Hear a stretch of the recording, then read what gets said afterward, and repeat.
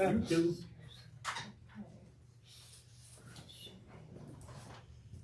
Thank God we didn't have you two back then. We didn't say what's up, guys.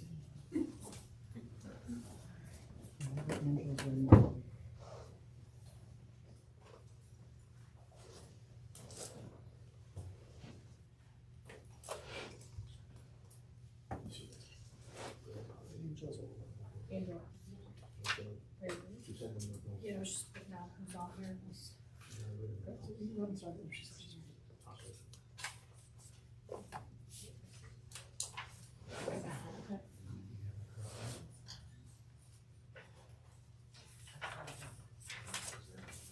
Yeah, that's just the legislation. Okay, we will call to order this evening, the Public Safety and Health and Welfare Committee at 6:59 p.m. Present are committee members Williamson, Kelly, and Glassner, council members Gilchrist, Keeman, and Sparrow, our mayor, our finance director, our human resources director, our safety director, service director, the mayor's special assistant, finance director, and guests, and Mr. Zabel, and guests. He is our guest. Okay. On the agenda this evening is one liquor permit for DoorDash Essentials LLC doing business as Dash Mart located at 23100 Lorraine Road. It is permit number 226-250-50050. Police department did notification that there are no issues with this permit. Are there any questions from council? Members, no? Okay. Seeing no questions and seeing that there are no issues with this, I will make a motion to recommend approval of this liquor permit to all of council and ask for second. Second.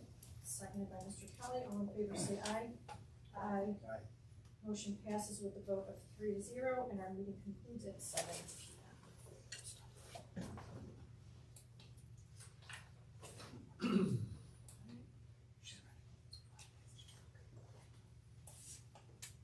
I'd like to call the Recreation, Public Parks and Buildings Committee meeting to order at 7 o'clock p.m. Present are committee members Heeman and Sparrow. Council members Gilchrist, Glassburn, Kelly, Williamson, our mayor, law director, finance director, human resource director, safety director, service director, and guest. We're here this evening to discuss 2022-24, a resolution authorizing the mayor to purchase 2 new Toro Greenmaster Triflex 3300 hydraulic mowers from Jerry Pate Turf and Irrigation at a cost of $105,332.82 through the state purchase program, and further authorizing the mayor to execute all contract documents and declaring an emergency. And let the record reflect that committee member is present. And so I don't know, sure. Mr. Masterman? Madam Chair, the legislation before you is to purchase 2 mowers, and Director Carney can talk about the mowers, and then I kind of go to the financial portion of it first. The quote before you expires on March 31st, so the administration will be asking for suspension of the rules on this and to be considered under the, along with the budget at the special meeting if it's council's desire. The cost for these when we were originally budgeting back in February was $88,000. In the meantime, the cost has gone up to $105,000, and that quote ends at the end of March. The budget only has $88,000 in it, so if it's council's pleasure to allow the administration to purchase 2 of these, we would need to make a budget amendment. The Springdale has not made, they've made several large equipment purchases recently in 2020 through borrowed funds. There was an email that went out to council today listing what those purchases were. Other than that, they have not purchased any large equipment since 2016, and they are looking to purchase these mowers. committee chair, if it's the committee's desire to move this legislation forward and then discuss whether in budget, whether you should fund two or not, that's completely up to your committee, or if you wish to discuss that in your committee. But I turn it over to Director Carney to discuss the state of the mowers and things like that. Thank you, Director. Thank you, Chuck. Madam Chair, these are two machines that he's gonna use them for around on the tees and the short, the second cut next to the greens. And, the ones they have now have seven blades, these will have 11 blades in them. They'll be using them 3 days a week, 4 hours a day. One on the front nine and one on the back nine. The one they have now, the newest one they have now is a 2011, so they last forever. I mean, and they got it used in 2011. If they order these now, they're not gonna get them until next year. They're not getting them this year. So if they don't get them this year, so we're gonna get one this year, we'll have to wait for another one, 2 years for the second one. They're vital to keeping the course up nice, and they need them bad. That's it. Any other questions? And I have another answer for you too about Mr. Kelly's rental, about how the fees went up for last year, and well, I'm not talking about that. Sorry. I'll tell you after the meeting. Thank you. I do have a question. 105 is per mower Yes.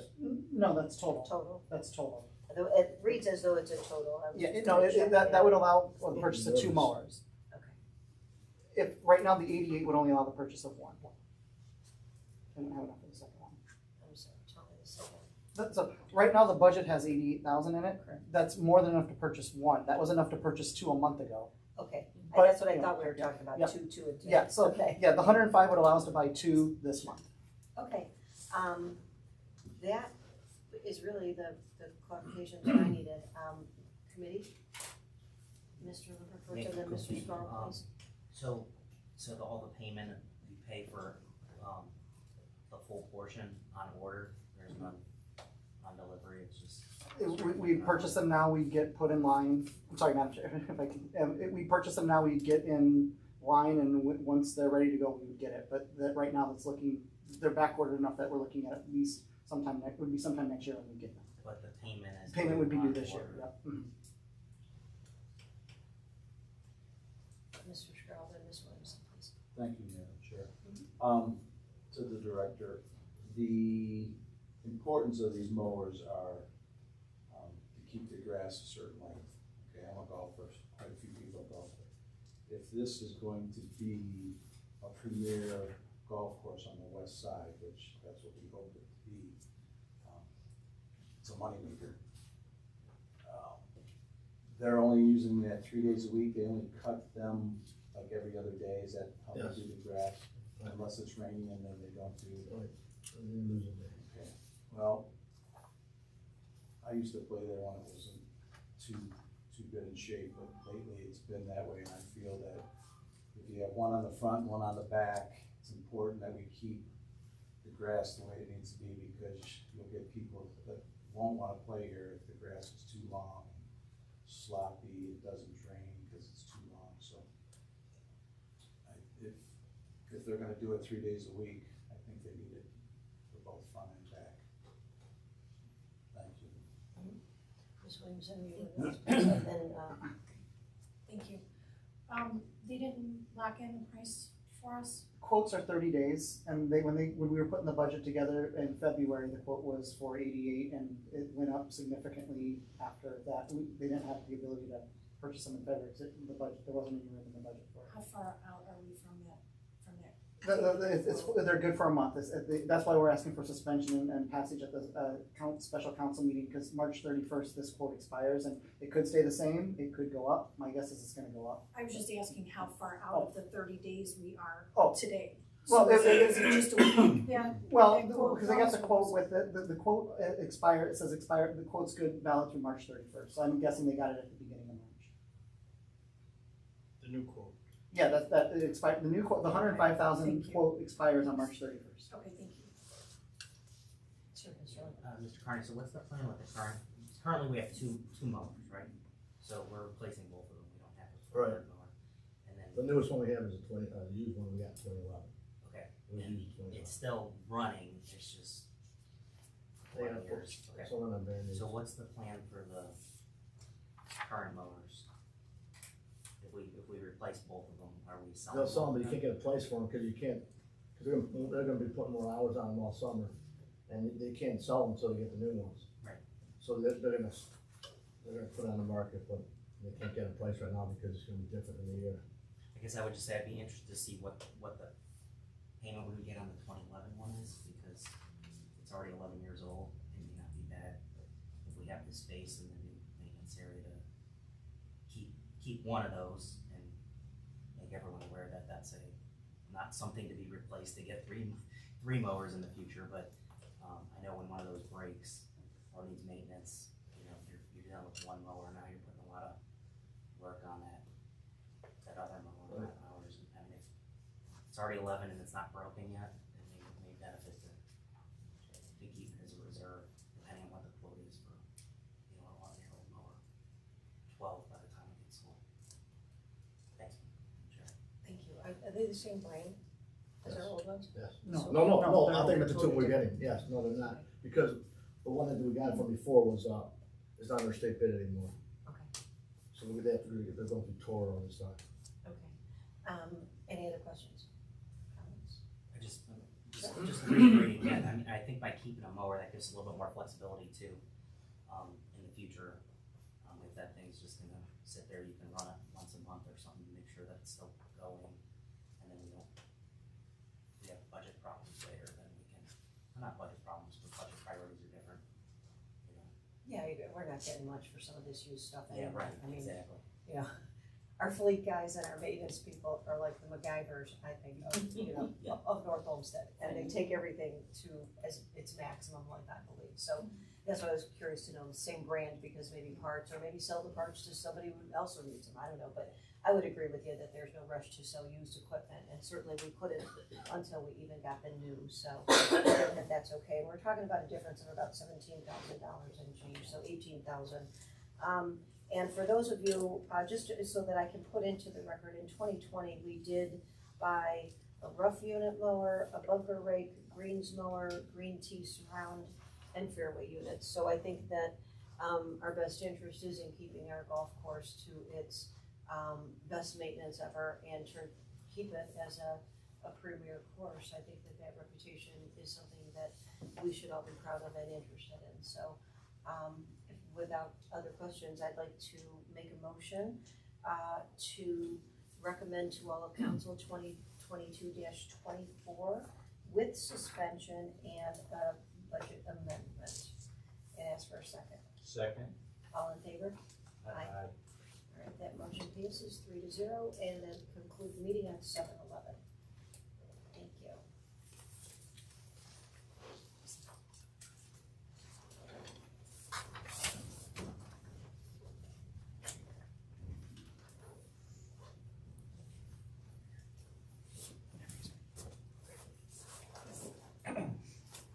Okay, we'll start the finance committee meeting at 7:12 p.m.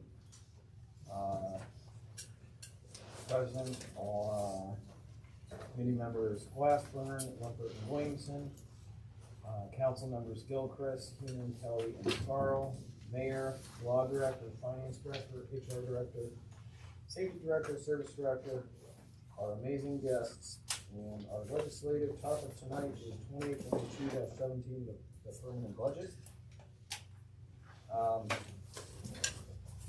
Let me start off by saying I thank you all for your patience with me as I've been out of town trying to correspond with you and get this done.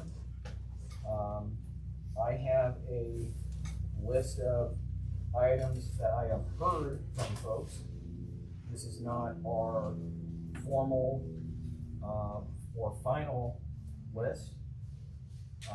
We will make our final amendments on Tuesday at the special council meeting.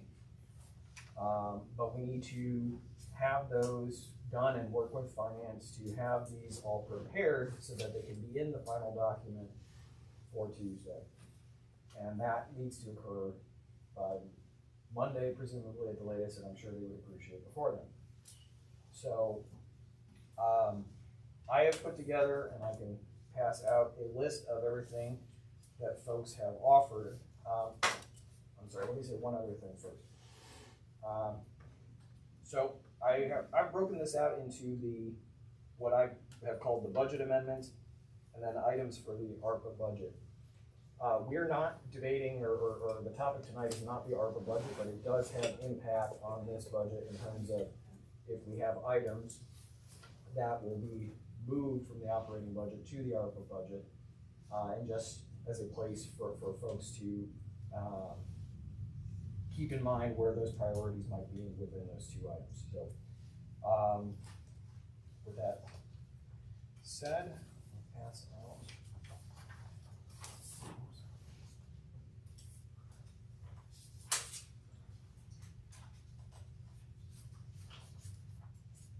Two pages. Just one page.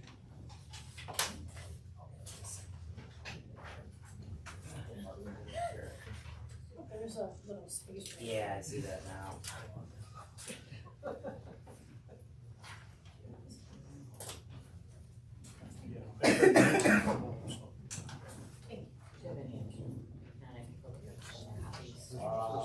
Printed 5 extras. I think Mary Ellen should have one, so Yeah, I- 7 extras. I didn't need one, Chris. Thank you for the color copy. You have it Thanks, memorized? man. Yeah, you have it memorized? No, I printed my own at home. Oh.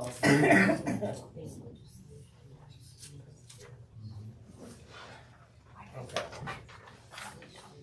So, the budget is much more of a council of the whole, so please, anybody who wishes to speak, feel free to raise their hand. We're not just gonna, on every single item of discussion here, go just through committee and then through the rest of council. But there are 16 kind of topic areas that I have put in a list regarding the budget itself, and then we have a dozen that I have down in the ARPA budget that we have talked about. There was an hour or so an item that came from Director Kopfer regarding utilities, which is one of the topics on this list. Director, if you would like to discuss what you found out about the utilities for the various departments,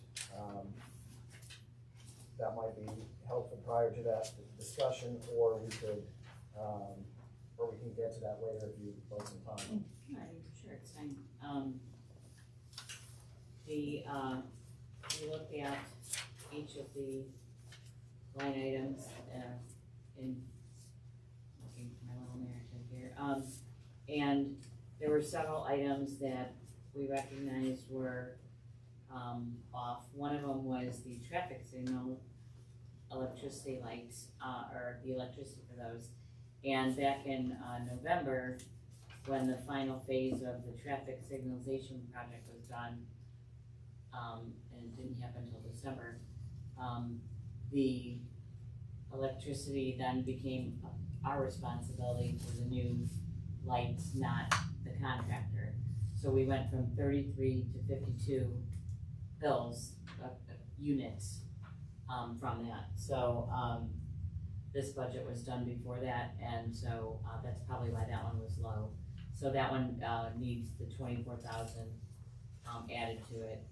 And then, but we did achieve savings in the phone, system when we went from Windstream to FirstCom for a PRI contract. We have 3 PRI lines. And we saved, 16,000 for this year, in doing that and going with that contractor rather than Windstream, while we're waiting for the final phase of the phone system to occur. And then the other ones are all small items. And the one thing I did want to mention is that, you know, everybody does their own budget. I know we were talking about, well, how is the budget process? It is usually done by each department and division. So That's why you see various methods. Some people always look at the last year's budget and then they add, you know, whatever percent they think that the utilities are gonna go up, and they do that. And we did also go to new electrical contracts and gas this past fall, so those rates did go up, but they fluctuate based on the weather, based on volume used, based on, like I said, you know, doing different technology. Wastewater a year ago changed the way they provide utility phones to their lift stations, so they reduce their costs there. So there's just a lot of things happen in the utilities where they can. So we went through, and these are the ones that I recommend that we can do. The dispatch does need a little more, and I think our lines went up when we added Fairview, but that was like in the fall, so we have to add a little bit more money to that one, because it wasn't budgeted for the whole year for that. Then the other ones are just adjustments that when we looked at the pricing and the volume over the past few years, I think that these are line items that we can adjust, and then that would get the general fund to a 0 increase. And rec center, they are 13,000 probably over in electricity, but they're about 13,000 under in gas, so I think it's a wash there, which we don't need to do a transfer for that, or amend for that, because we can do that internally. And then one that might be of interest is the Springville Golf Course electricity. I think that the budget was pretty thick on that one, and I think we can reduce it by 14,000, which it doesn't cover the whole cost of the lawn mowers, but it provides. You said you needed what, 17? About 18, Yeah, so whatever the difference is, the fund balance can handle that. And then the sewer revenue fund, they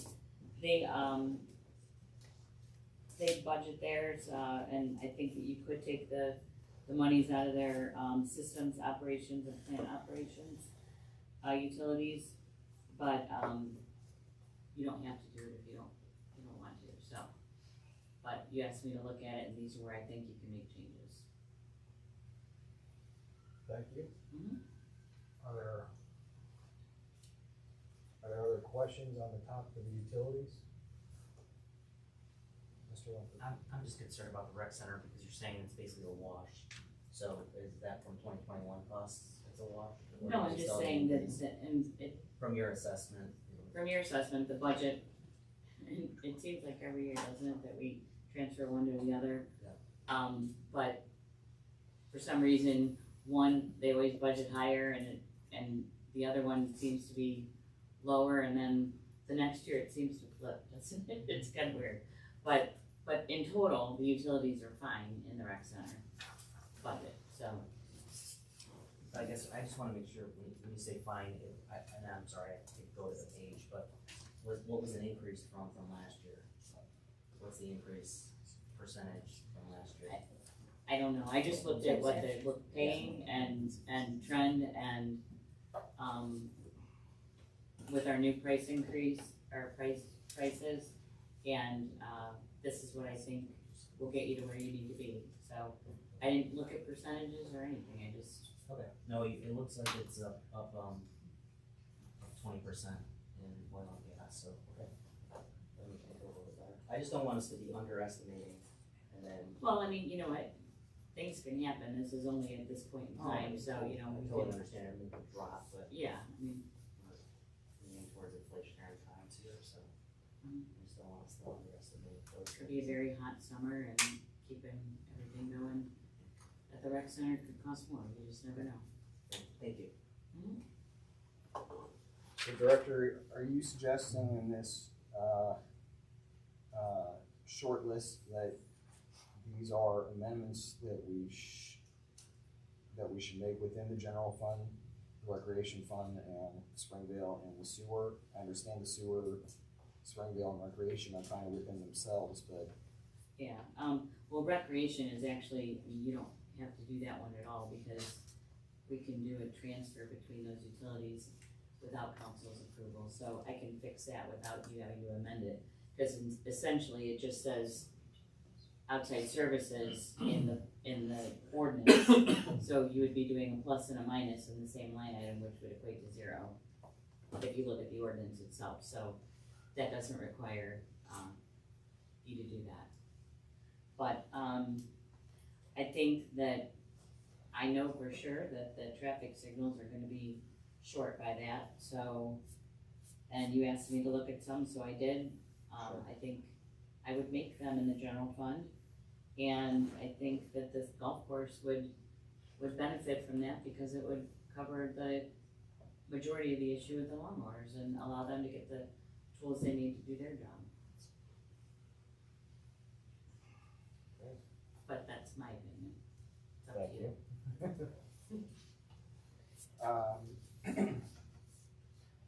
Well, it would seem to me that that would be the answer to the question of reviewing the utility rates. I don't know if anyone else has a different theory about this, that these changes should be the changes we would implement kind of in response to that issue. I'm sorry? Tell me that again, you were saying that you wanted to. What I'm saying is the 12th topic area that I have on this list is to review the appropriate budget numbers for the utilities in various areas, because we saw 30% increases in lots of line items. It appears that the finance director has done that, provided us a reconciliation, I'm not sure what the right term is, but a right sizing of these numbers. And she's given us a listing, an email we got from our clerk. So that has a net impact of cutting the general fund by $2,200 some and Springdale's budget by $14,000. The rest are, well, but the implementing those changes should be in effect the amendment we do on that issue. Do you wanna make those? Okay. Mr. Yes. Chairperson, it's actually 0. There's the 10,004 is all in service, and the 12,800 is all in police, Right. and then the rest of them are one's dispatch, one's food pantry, and one's senior center. So the net, you see that little tiny little dot there at 0. When you add everything up, you have to take into account the last 3 items under the general fund, and it equates to 0 Okay. for the general fund in total. Okay. Even so, putting the numbers where they should be in the various departments is the right approach. And I would encourage us to do this, if everyone else is okay with that.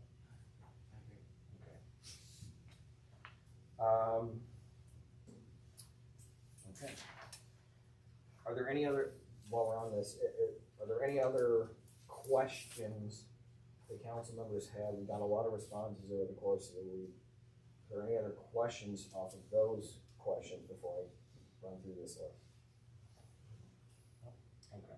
I'm sorry, Ms. Heeman? Thank you. Just a question about Springvale, right? Because we're gonna amend and we need mower money versus utility money. So I think it's an amendment on its own rather than a bulk amendment of utilities. Yes, they're two separate Okay. items, but Yeah. this creates 75% of the money needed for the other. So, understood. Well, I think you have some questions in the corners over there. Mr. Sorry? Chairman, Yes. is this an opportunity for me to bring forward some additional requests for police for consideration? Sure. Thank you for the opportunity to bring this forward. Obviously, yesterday was a very difficult day in many, many ways. However, as you know, the police department did everything extremely well, and we had good outcomes for both of those robberies. However, in in light of that,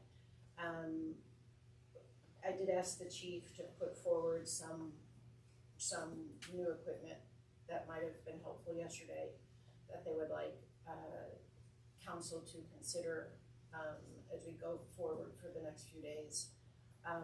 That totals about $13,300.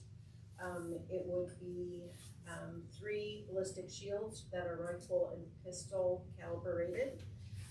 It would include 40mm tactical launcher, which is designed to deliver less lethal munitions rather than explosives.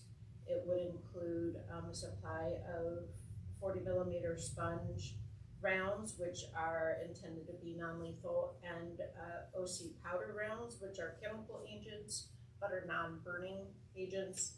And then it would also include 1 pepperball gun that includes 90 rounds, and that's less lethal as well. It really is just pepper.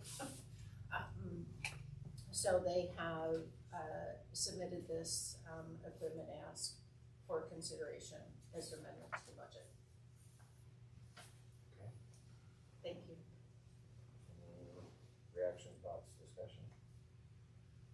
Mr. Walker?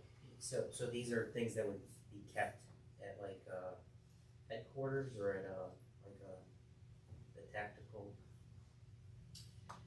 Yeah, these would, emergency response team. I'm just trying to understand what. right, so the, for example, the ballistic shields would equip 3 additional vehicles to have 1 at the ready. So they would be available on the road in for quicker response. Okay. SWAT has 1, so we'd be adding 3 more to the force. Okay. And then the rounds, are those being dispersed to units, or are those kept for? Those would response be, team? I'm sorry, those would be kept with the tactical launcher. Okay. So it's the launcher plus the munitions that go with it. Ms. Williamson? Thank you, Mr. Chair. Director, how much are the ballistic shields? The ballistic shields are 3 and they're $3,220 each.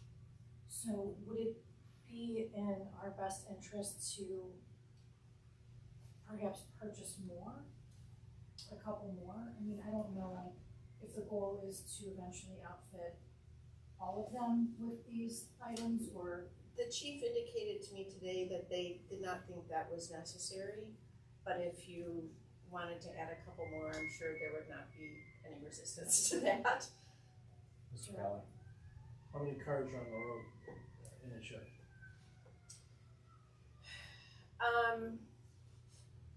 There's usually probably 4 to 6, I believe, on the road.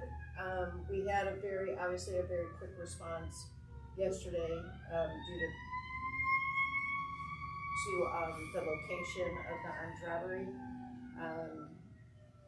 So the shields could be transferred from shift to shift.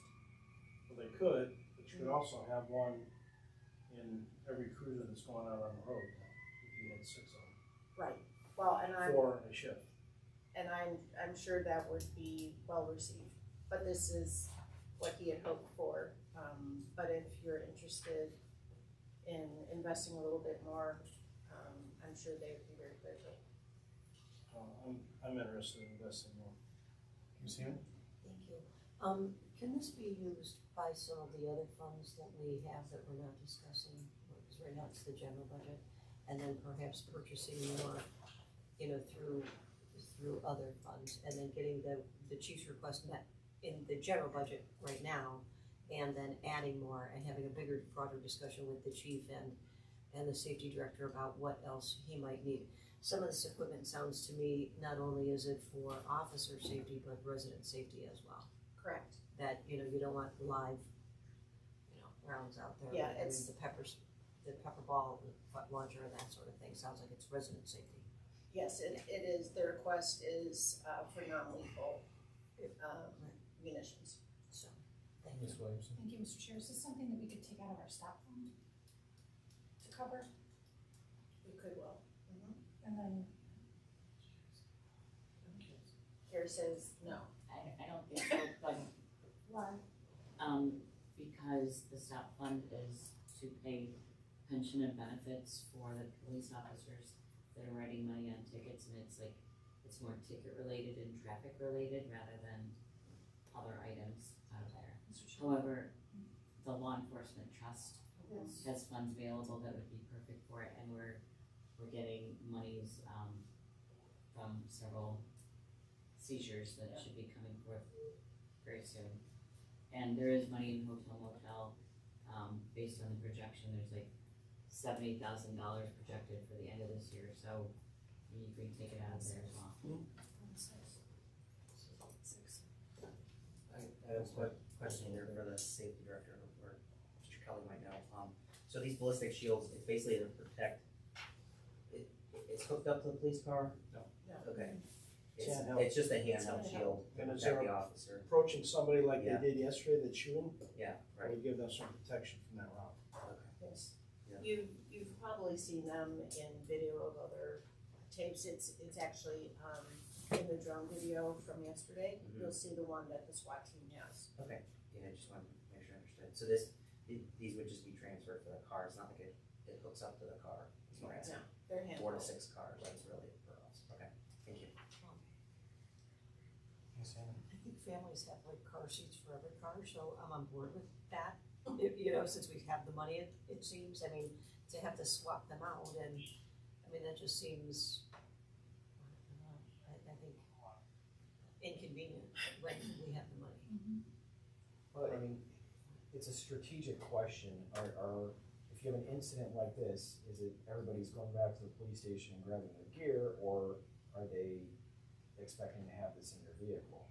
So that's just different approaches to this, Mr. Kelly. This would be, you can have the shields in each vehicle that's on the road on duty that day.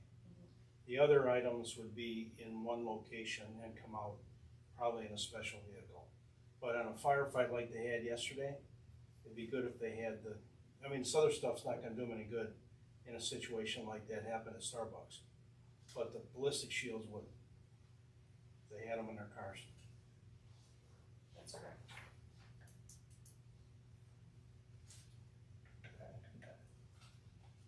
Mr. Chair, I would be in favor of outfitting all the vehicles. If we have the money in the law enforcement trust fund to cover it, then, we could take a portion of it out of the budget, but I would be in favor of outfitting all the vehicles with this. However, are you in a position to be making any kind of recommendation as to what funding source this amendment should be funded from? This is the first I'm hearing of it, so I'm sorry. What is the dollar amount if you did the 6 cars like council's requesting? About 32,000 each. Times 6. 3,200. About 19,000. 20. Yeah, times 6, yeah. 19,200. So just say 20,000 for, yeah, Yes. Well, 20,000 is the shields, and then there's the other items. The rest, 4,000-ish? Mr. Chair? Yes. not quite $4,000. While we're looking up the cost, I just also would like to get Chief Wagner's view of what other equipment might be in the roadmap that he'd be interested in. I mean, he requested 3, right?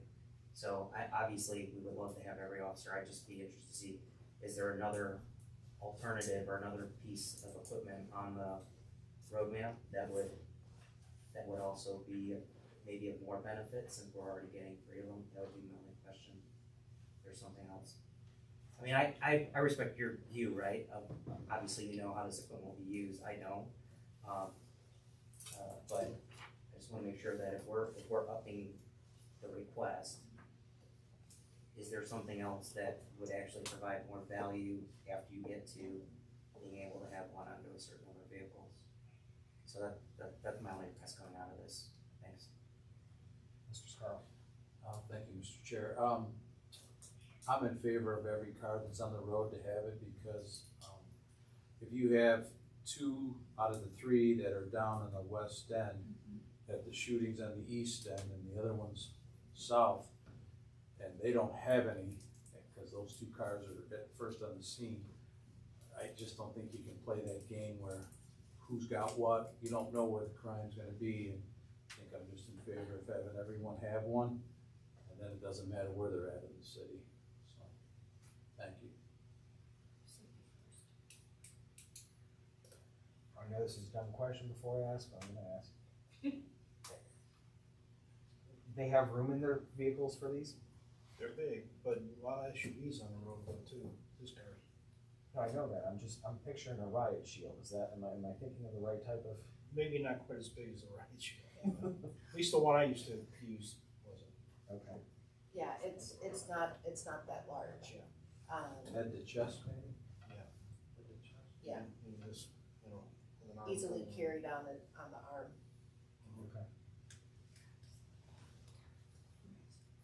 Okay, so we're at police equipment regarding the shields, and arm situations for 24,000 potential coming from not the general fund. Am I hearing a consensus that we would like to, if it is appropriate and the funds can come from another fund, to do that? And we'll lean on, for this one, Director Kopfer to identify whatever our fund options are, and we'll have that drafted and make a decision to include. I think that the hotel motel fund's probably your best bet for that, Okay, so. so I have an objection to hotel motel fund. Sorry. Just that we were also, I thought, gonna ask Chief Wagner if there were other items that he wanted, now that we have other funds that we might be using. I guess, sorry to interrupt, I just texted him, so he can start thinking about it. Yeah, okay, great. Yeah, I'm certainly not opposed to this idea, I just, again, if we're committing funds and I wanna make sure that the chief and yourself have thought about, well, is that the next priority after getting 3, or is there something else that was, I know we only listed these items, but that's just what I'm interested in, getting kind of seeing that. Okay. And if he responds while we're still here, we can talk about the response. Okay, I have on the list is the 15th and 16th items, the previously mentioned administration amendments regarding the storm foreman and the Great Northern TIF funds. Are there any other administrative requests? Other than what we want to do with the lawnmowers. Lawnmowers. At this point in time. So we got 4 administrative requests, the storm foreman, Great Northern, mowers, and this police equipment. Wait, could you say that again? I'm sorry, I'm having a hard time with the mask. I'm glad you're wearing it, don't get me I wrong. still have this cough, it won't go away, Okay, so that's why I'm wearing it. no, please do. Yes. So the 4 administrative amendments that I have so far are the 2 that the administration talked about previously, which is creating a stormwater foreman Uh-huh. and Great Northern Bridge, I'm not sure Right, what to call that. 15,000, the bridge enhancements, Right. correct? So Okay, that's the second. The third is the Springville mowers, additional money. And the fourth would be whatever approach we take to this additional police equipment. So we've got those 4 to add in from the administration. I was just asking, is there anything else on this? Okay.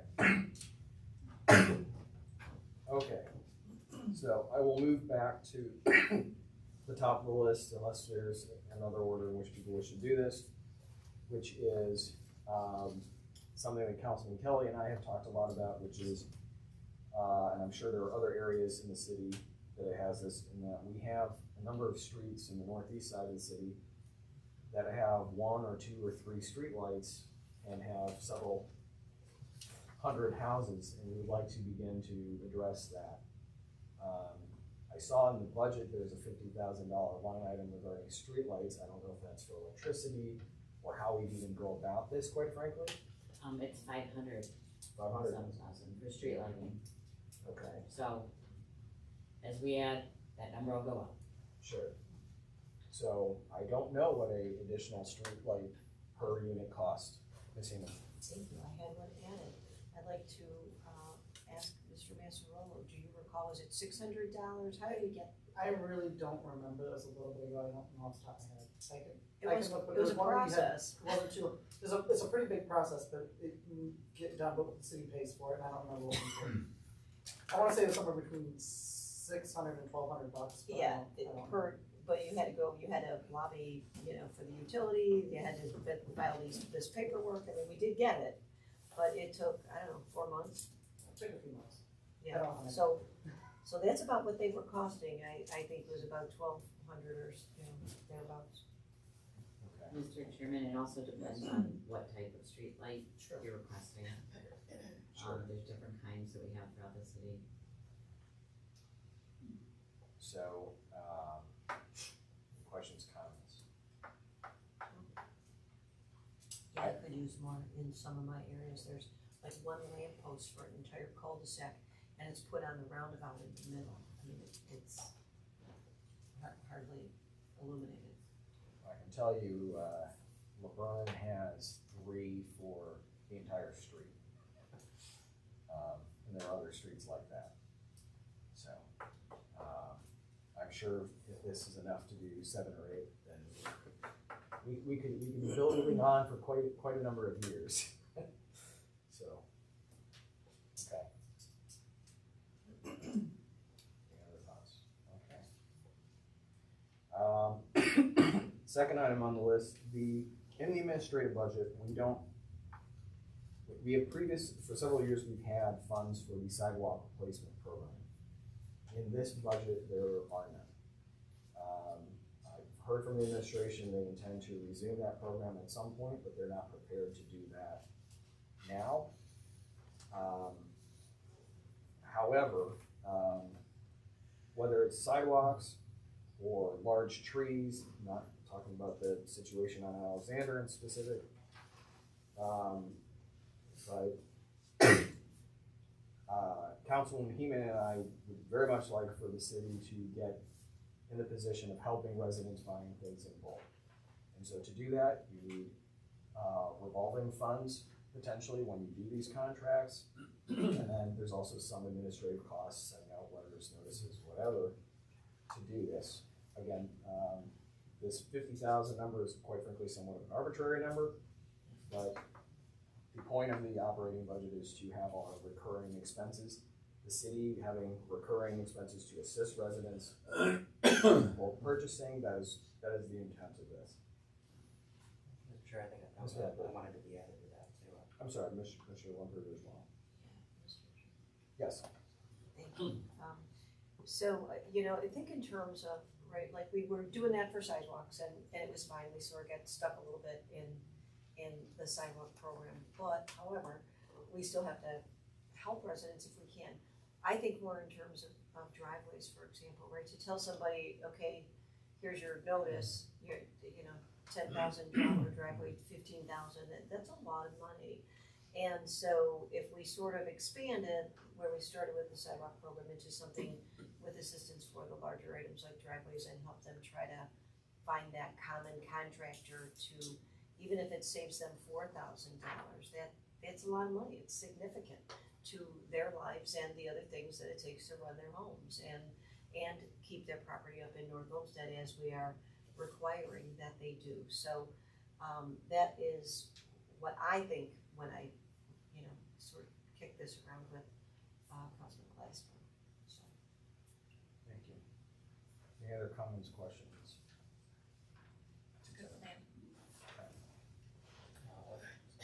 Yeah, I mean, I think obviously the economy and the need for this fluctuates, but especially right now, I've heard from so many residents that they can't get somebody to do the work they need because it's a small job, right? And I mean, I appreciate and applaud neighbors being able to collaborate and coordinate, but there's some real benefit if you can provide a program that you can communicate to residents that people would be more willing to jump on board instead of like, yeah, my neighbor pulled out. If you can get a focused effort, I think that will have a big impact. Because I have heard that number of times from residents that they just can't get people to do the work in certain areas. Thank you. Mr. Chair, Yes. are you looking at, like as we're going through these, are you looking to make amendments to this budget in March, by the end of March, to accomplish these things?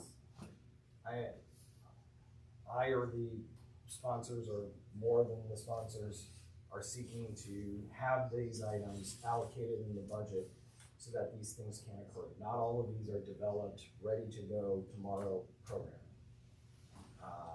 But if we don't budget for it, it can't happen, so to speak.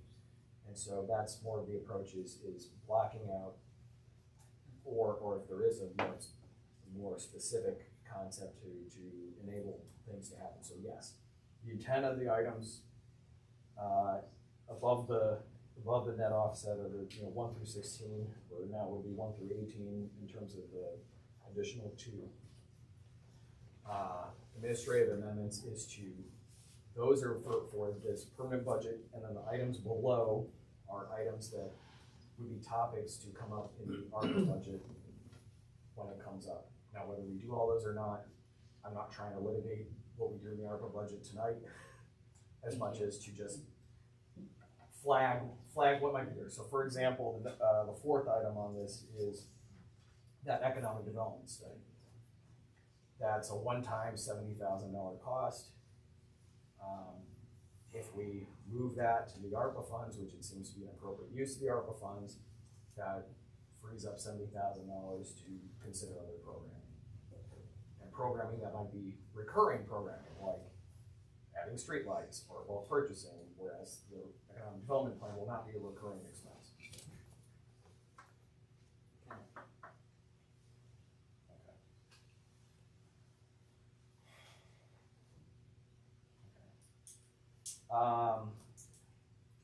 Number 3, what I've labeled neighborhood grants or city beautification.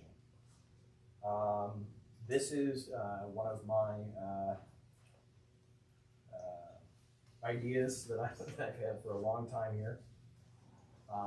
There are areas of the city where some are publicly owned, some are privately owned, that don't get always taken care of. I envision this as a program similar to how we did the small business grants. We have some kind of grant application process where either homeowners associations, individuals, whomever could apply for funds to do smaller projects for things that are getting neglected. So for example, I live in a defunct homeowners association, but we still have the entrance to our development. No one is responsible for it. There's a walking path from Maple Elementary in our development that no one seems to take responsibility for. This would be a place in the budget for us to address these things without the city taking ownership, literal ownership and moral ownership of these things in a permanent way. So, I'm sorry, Ms. Heeman? Thank you. Would the historic district be in that grouping as well, or would that be a separate consideration? Like that signage is pretty lame. Could be better. There's a plan in place. Is there? Okay. So I've not heard anything about it. Right. So I have at the bottom in your request in the ARPO items, Got it. something regarding the historic district. Okay. In the absence of that, yes, I don't see any reason why not. If Park Ridge wants to redo their front of their development and apply for this, great. It's not, you don't have to be a defunct homeowners association. It would be anything that beautifies the public areas of the city or the pseudo public areas of the city. Yes. Yeah, I think I mentioned this before when you brought up the idea, when we talked, but, I guess what I would ask is that we, if there is a program, that we try to find ways that whatever grant money is being provided, that there's some sort of action plan to get that to be owned ongoing by those people applying, whether that be the HOA, the homeowner association, or the residents that are there, to make sure that whatever we're doing is actually now causing a ownership of that by the applicant. So, I mean, that's all part of creating a program, but I just want to make sure that that's something if we're going to do something like that. Ms. Heeman and then Ms. Williams. Yeah, real quick, I think in some of those scenarios, the money would be take the sign down, right?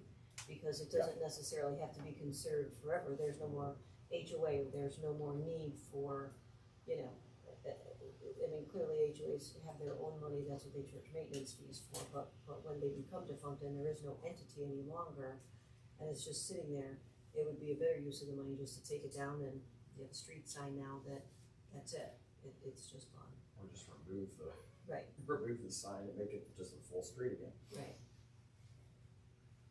So, Ms. Williamson? Thank you, Mr. Chair. My question would be, if it is for those sections like the Park Ridge and Deerfield, is there gonna be caps on those amounts, or are you gonna have, is there a plan to maybe have each development kind of present a plan ahead of receiving monies? I am only concerned with someone wanting to raise the current sign and maybe put up something elaborate that may not be necessary. So I would expect that should we approve this funding, that we would take an approach similar again to the small business grants where we create an actual rubric of criteria, perhaps have either, whether it's again citizens or employees or whatever, that review applications and within that criteria set up maximums for grants. This is not a, Okay, thank you. Ms. Haney. Yeah, and it's not specifically for HOAs, right? That was the Right. simple Right. example. Right, I know. But we have, for example, roundabouts, okay, in like some of our cul-de-sac areas that are city public streets, right?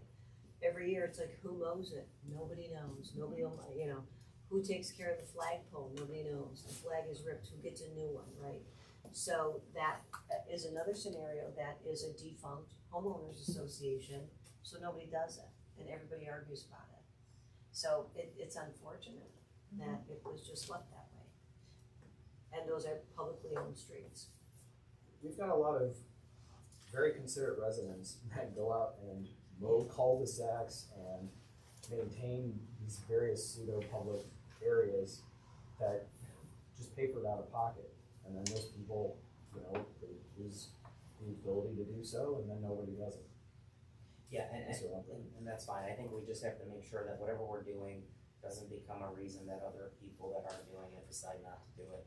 And so, as I said, there's a lot to think about on this program, on how we wanna execute it, to make it effective and to make it growth, as opposed to, well, wait, now they're doing it, why should I do it, I'm 70 and I'm tired.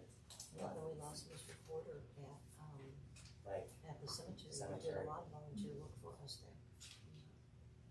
but those are my thoughts, Mr. Chair, thanks. Other thoughts, questions? I guess my only comment is that if we get down into soup and nuts of like numbers, there's probably a lot of work to do to build that plan out and figure it out, that it may take us a That's while. right.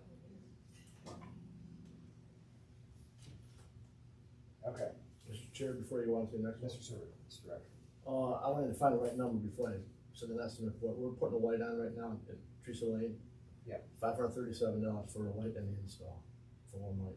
Because right now, there's only one light on that street. So we're getting another one shortly. Now, I thought I wanted to make sure what the price was before I found it, tell you what it was. So that's an estimate of what it would be. That's exactly another one in Ward 2 then, yeah. Whole street has one light. Right.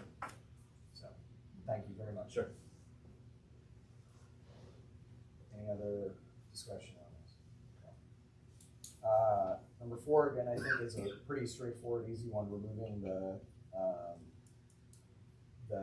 economic development plan and putting it into the ARPA budget. Now, I did talk briefly with Mr. Massarolo about this, thought there might be some timing considerations. Did you want to try to talk anything about what those timing considerations might be in terms of?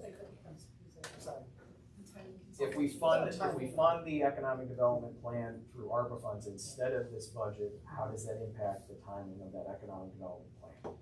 We wouldn't be able to, we wouldn't have the money to enter that contract until the ARPA budget was, the ARPA plan that we have is approved by council.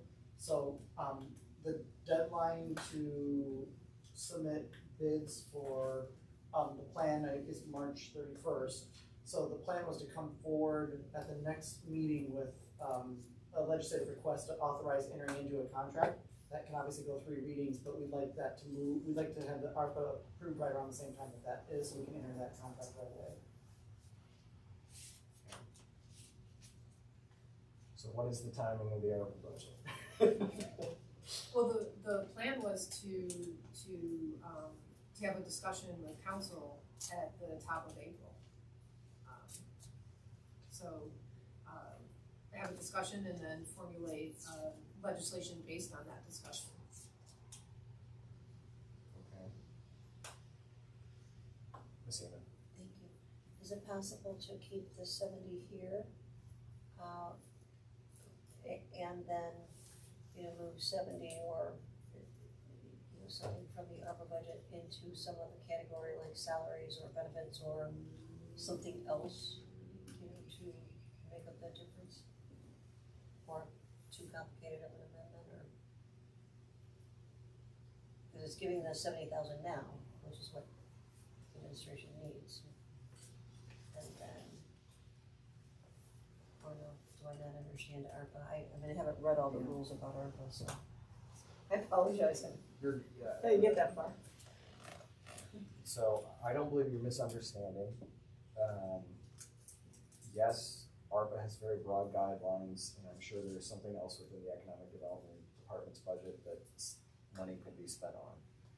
Well, I see what you're going after here, but is the timeline gonna work for us? And the administration, does it work for us and the administration? That I don't know. Obviously, the administration would like to enter into the contract as soon as possible, but we do have to come back before you, for legislation to enter into the contract, so there is going to be a bit of a delay. The question is, how long is that delay going to be?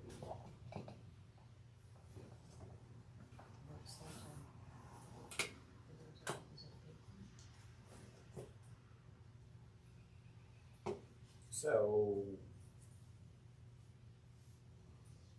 I guess, is there a suggestion in terms of how we accomplish both of these goals? Or?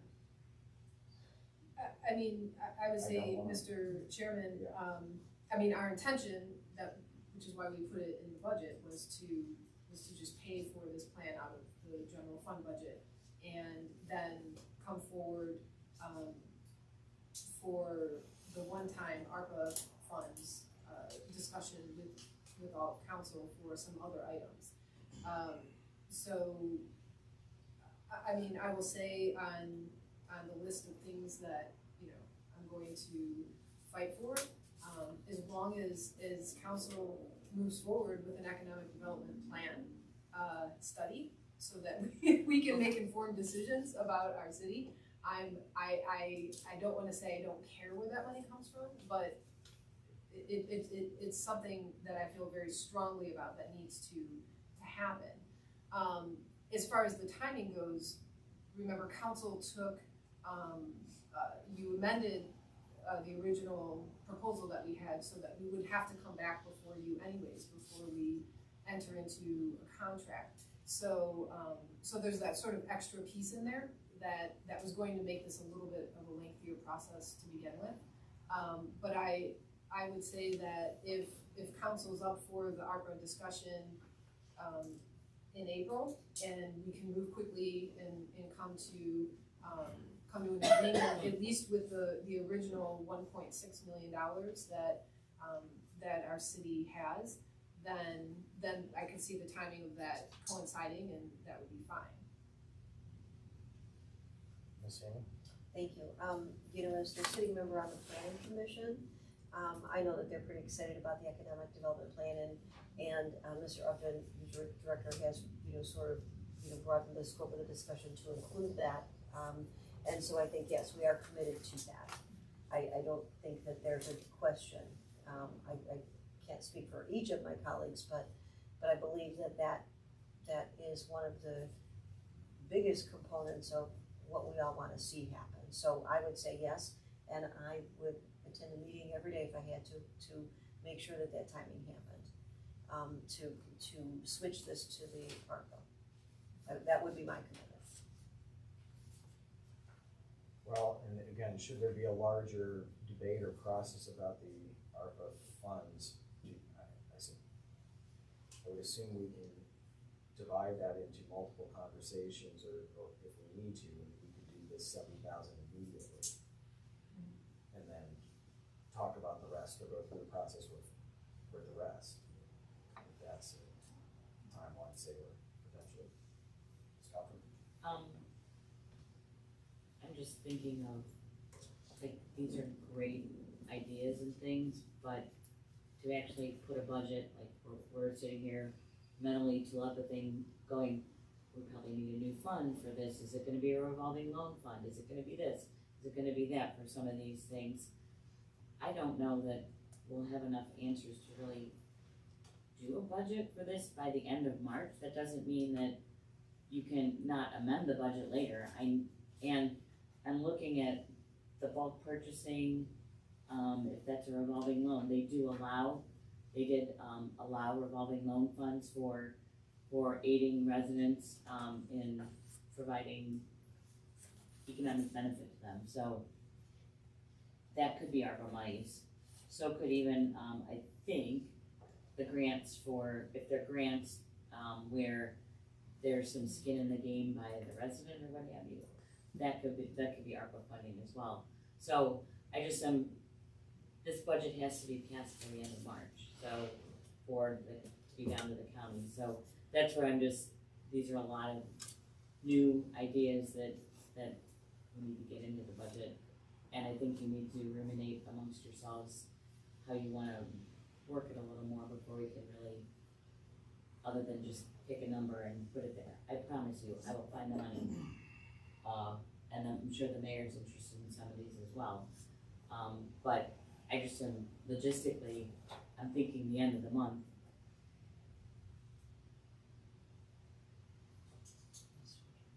Ms. Ham? Thank you.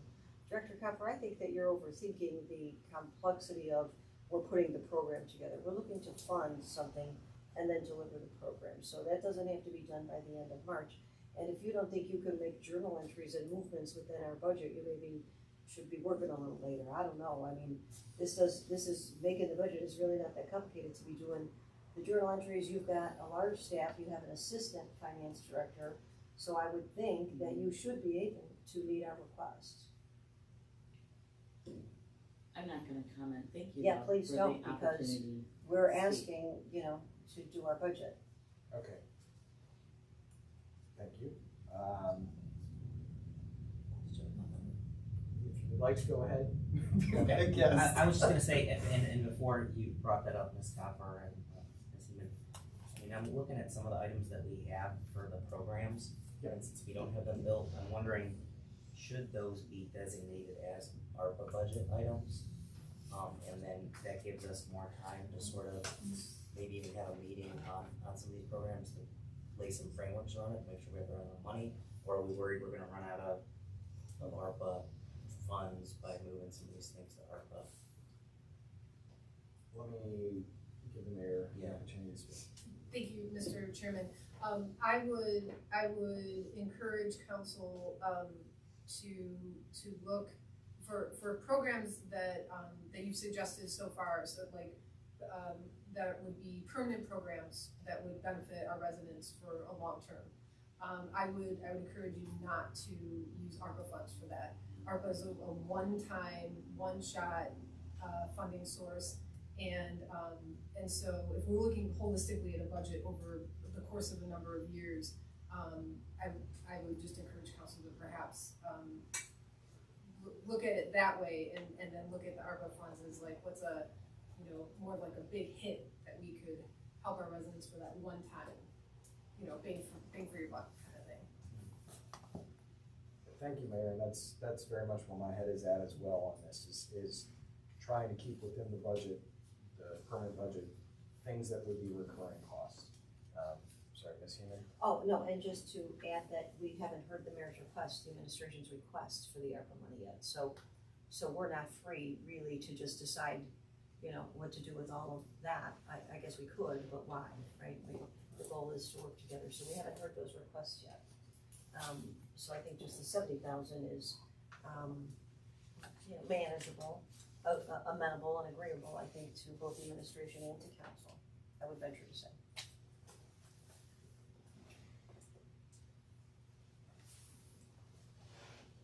On your original comments, Director, I hear you on the desire to get everything done before the end of the month. This is council's opportunity to make amendments to the budget, and it's the most appropriate time for us to weigh multiple choices against each other. I understand that. So, I think systemically, looking at how we create new programming and when in the cycle of the year is the time to do it, might be a larger conversation, but given the process we're currently following, this would appear to be the time to do this for council. So, that's why this is here. Let me move on to the fifth item now, which hopefully is a more straightforward item, and an item from our previous budget, where there was councilpersons Williamson, Kelly, and Heeman added $2,500 in budget last year to try to make some headway on our historic cemeteries and upkeep there. I didn't see it in the budget this time. I may not have seen it. So, Mr. Chairman, I was going to ask yourself and the councilwoman, so there is $5,000 currently in the budget under our service department. It's page 173 of your budget book under service. It is also included in the same line item as fence repairs, bike path, and cemetery. So I was just wondering, is the $2,500 in addition to the 5,000? So you want to make it a total of 7,500? Or was this because you weren't sure that the administration had, was planning on expending funds to make sure that your needs were met as far as our historic cemeteries? I'm not the expert on this subject, but just didn't see it and didn't get the impression that the funds were utilized the previous year for this purpose. And I can't, unfortunately, Mr. Chairman, I can't speak to what happened with the previous administration. I can speak to the fact that I know our service director knows it's a priority for council to make sure that those areas which are precious to our city are appropriately taken care of. This is what I'm saying. Thank you, Mr. Chair. So perhaps the 5,000 that's already there, you said that's for fences and Fence repair and everything. bike path, and cemetery.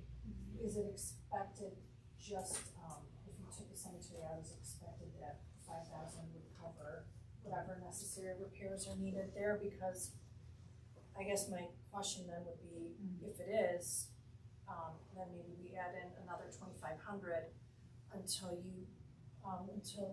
the director can get a firm estimate on what it's gonna cost to fix up the cemetery, and then we can always come back to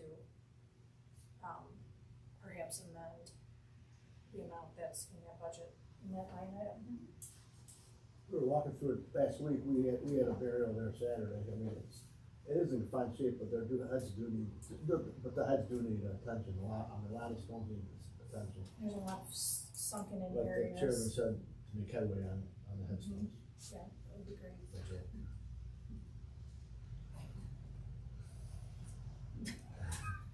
I came still to this party. It's a good thing I'm wearing a mask. Okay, Need sunglasses though. so, what's the verdict on this? Are we saying the funds exist or they don't already? I'd like to go with Councilwoman Williamson's suggestion and add the 2,500 in, because I'm not sure what the when you talk about cemeteries, because our service department does also dig graves and they do regular maintenance there as well. So I think, you know, the additional money would service the request of the headstones and things, and if we find out that it's a little bit too much, we can always move it to something else, but generally, the maintenance of the cemetery is just maintenance of the grounds. Chairman, Yes. we charge for the, like the Do you? burials, for the burials, we charge the family. And then there's a cost for the headstone, so that's all covered. Alright, then I But the will, maintenance, I mean, as far as upkeep, definitely needs attention. I will assume we will include this then. Alright, sixth topic, Mr. Lumpert, brought to my attention one of our, for those who are returning council people, the topic that we, other organizations tend to do, proclamations, recognitions. We have guests come to council, but we don't have a standardized process for recognition or a budget for funding said recognition if there are expenses associated with that. So, Mr. Lumber, do you want to speak to this? Yeah, thank you, Mr. Chairman, and I think this falls in line similar to your, maintenance and grounds repair concept, that there's still obviously some discussion to establish a program and agree on sort of a common, method of recognition, but I think it is something that, over my years on council, I've seen that we haven't maybe done the best job of recognizing residents, and we're always out in the community on a regular basis and seeing volunteers or seeing exceptional, young residents or senior residents, doing things like, I think you mentioned, you know, we're setting up a program to repair, potentially, repair areas that are neglected. There are certain residents that, as Mr. Porter, for example, volunteered tons of time, and, you know, obviously they just wanna thank you, or they don't even ask for a thank you, but, I think having some standard to show that we know this is important. So, that's why I added this line.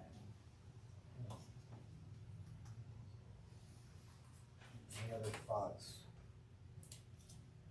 Ms. Heenan?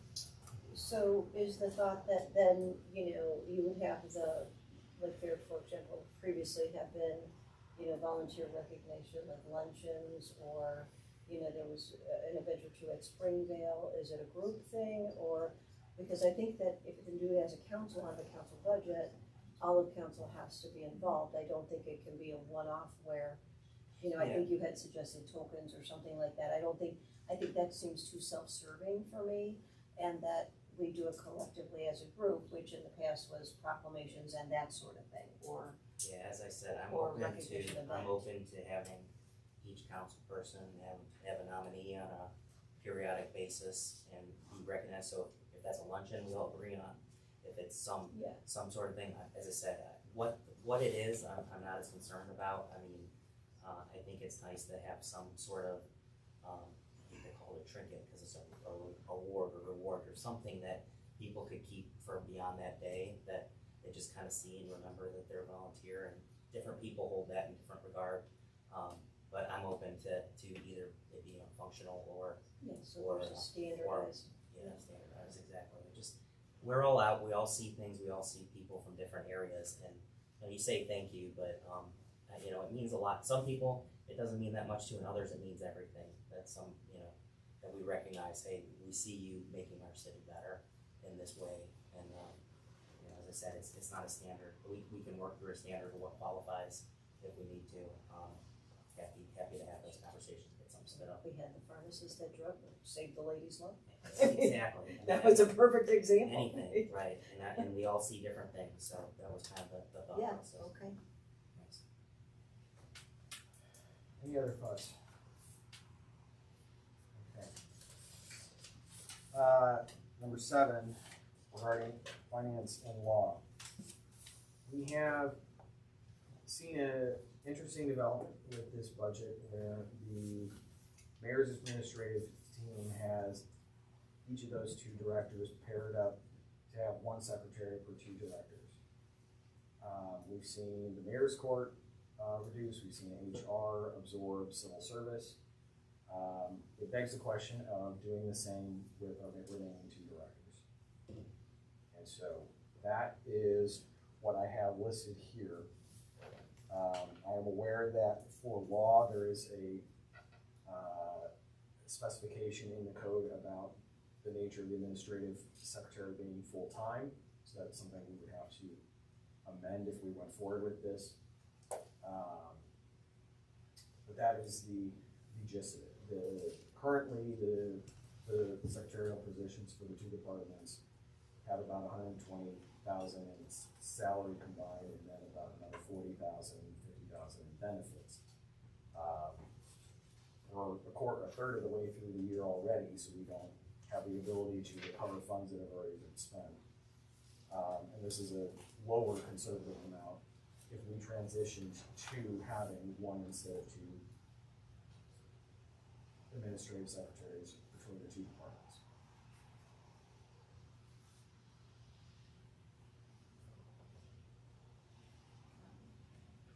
Mr. Lumberg. I just got a couple comments here. So one is, Mayor Jones, you mentioned in your budget, you kind of had the, I don't want to call it an asterisk, but kind of disclaimer that we're trying this program out as a pilot and may need to revert back to that.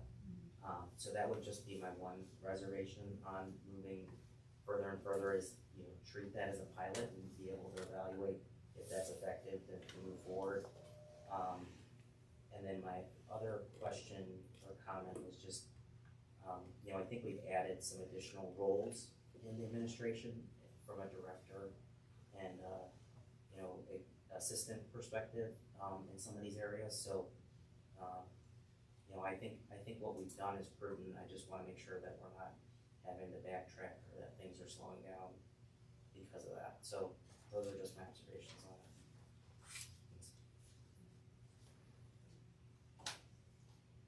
Madam Mayor. Thank you, Mr. Chairman. Yes, so some of our of our appointed directors are trying something new to see what, you know, if it makes sense.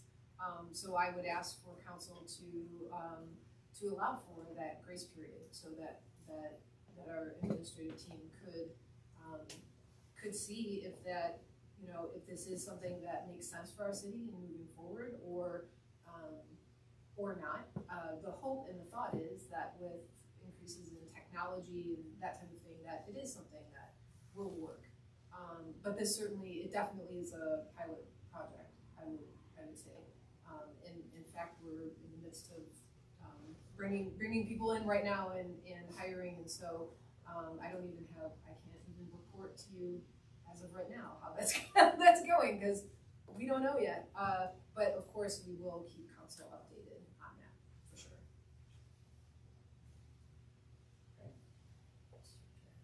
Ms. Heyman. Thank you. I can tell you, as my whole career being a support person, I went from shorthand 8 hours a day to then feverishly typing that shorthand, to then moving to a dictaphone, how pleasant you could listen to somebody talk while you typed, to then now an evolution of where most folks have, you know, one secretary has 6 people in corporate America. I would think that Mr. Lippert could probably attest to in his place of employment that people just don't have that one-on-one pairing anymore because the technology is so advanced, right? You don't really try to write up on paper or an Excel spreadsheet and say, here, hand it to somebody, right? You don't really do a PowerPoint exactly like that, so your admin person generally either starts the process for you, turns it over, and or then tweaks it, finishes it. So I think that, you know, technology has made everything possible for us to have shared services, and in that vein, I think that the director levels today have so many more skill sets themselves that I think it's pretty reasonable to make the same request from finance and law. I saw Director Burrow first and then Director Kopfer, or if you have a preferred order, whichever. Well, I think, thank you, Mr. Chairman, for the opportunity to be heard on this question. Unfortunately, I didn't have a chance to present to you.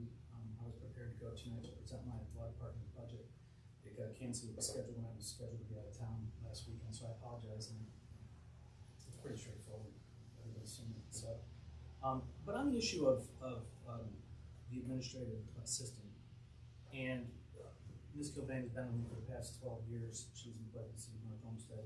Prior to that, I think working with time for Mayor O'Grady previous to that. She has been an invaluable part of the Department of Law team. She is responsible for she's the face of the law department because you're dealing with part-time positions out there. She's the one constant in that particular office on a day-to-day basis. For instance, what her job duties include that you're not aware of is she is the person that runs the city's records retention program here in the city of North Homestead.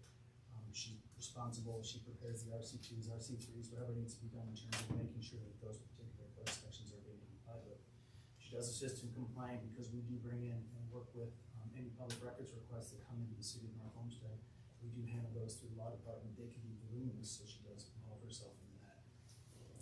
She's personally involved in working with Mr. Gordillo for purposes of criminal cases discovery. There is no way to prepare written reports other than to gather written reports and serve criminal 16 discovery. That's what she does. She's responsible for assisting in that. Mr. Gordillo also does it. She, of course, along with Melissa, my law clerk. For instance, in 2020, I can't tell you the exact number that was at court, but I can tell you that there were 545 criminal misdemeanors and 781 traffic cases, and 284 cases over here in the mayor's court.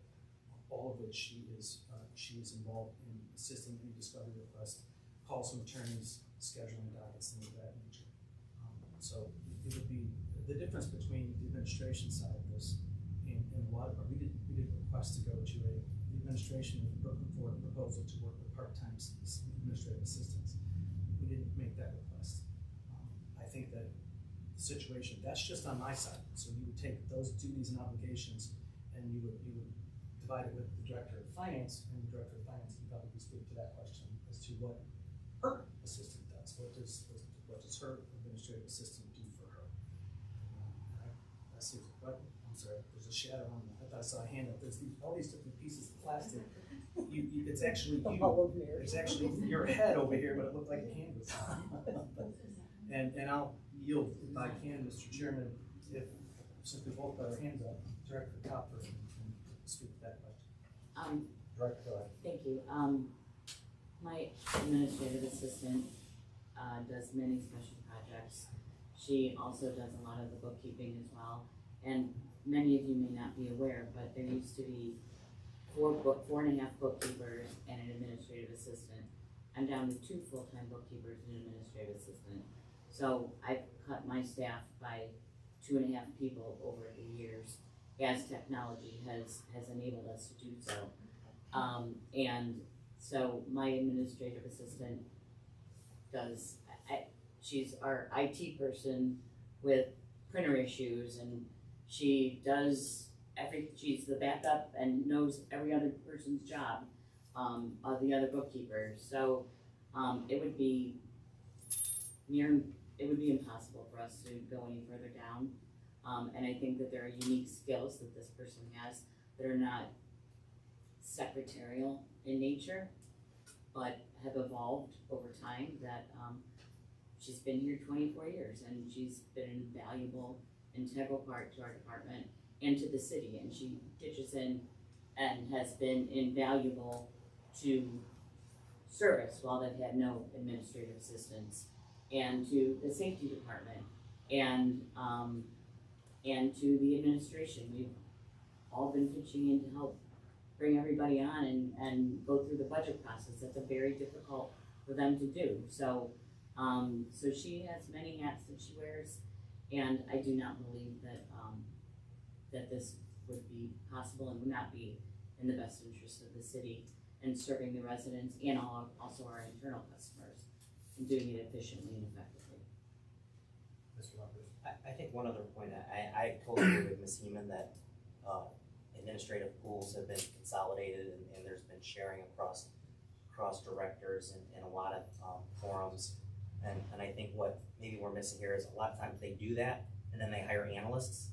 And so they get rid of the administrative assistant, and then they hire the analyst, and the analyst takes on a lot of the administrative duties that the administrative assistant used to do, in addition to doing analyst work, right? And so I think, hearing what Mr. Garreau and Ms. Copper said, I mean, I think part of the discussion would be, maybe you don't have your job descriptions laid out as detailed of the capabilities that you're looking for in that position. And while it's fine to, you know, you can always change job titles, that's often what they do. Somebody gets more experience and you adjust that job title to align with the roles and responsibilities that person's doing.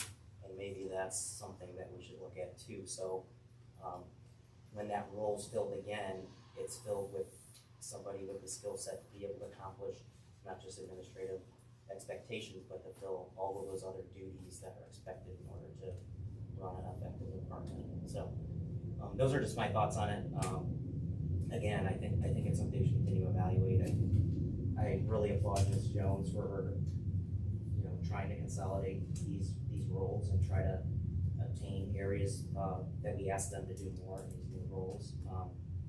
But I think it's like a pilot program that we should really evaluate and really start targeting and challenge those departments as well to start, you know, seeing how they can adjust their department functions then, if that's something that we might go for it to be effective.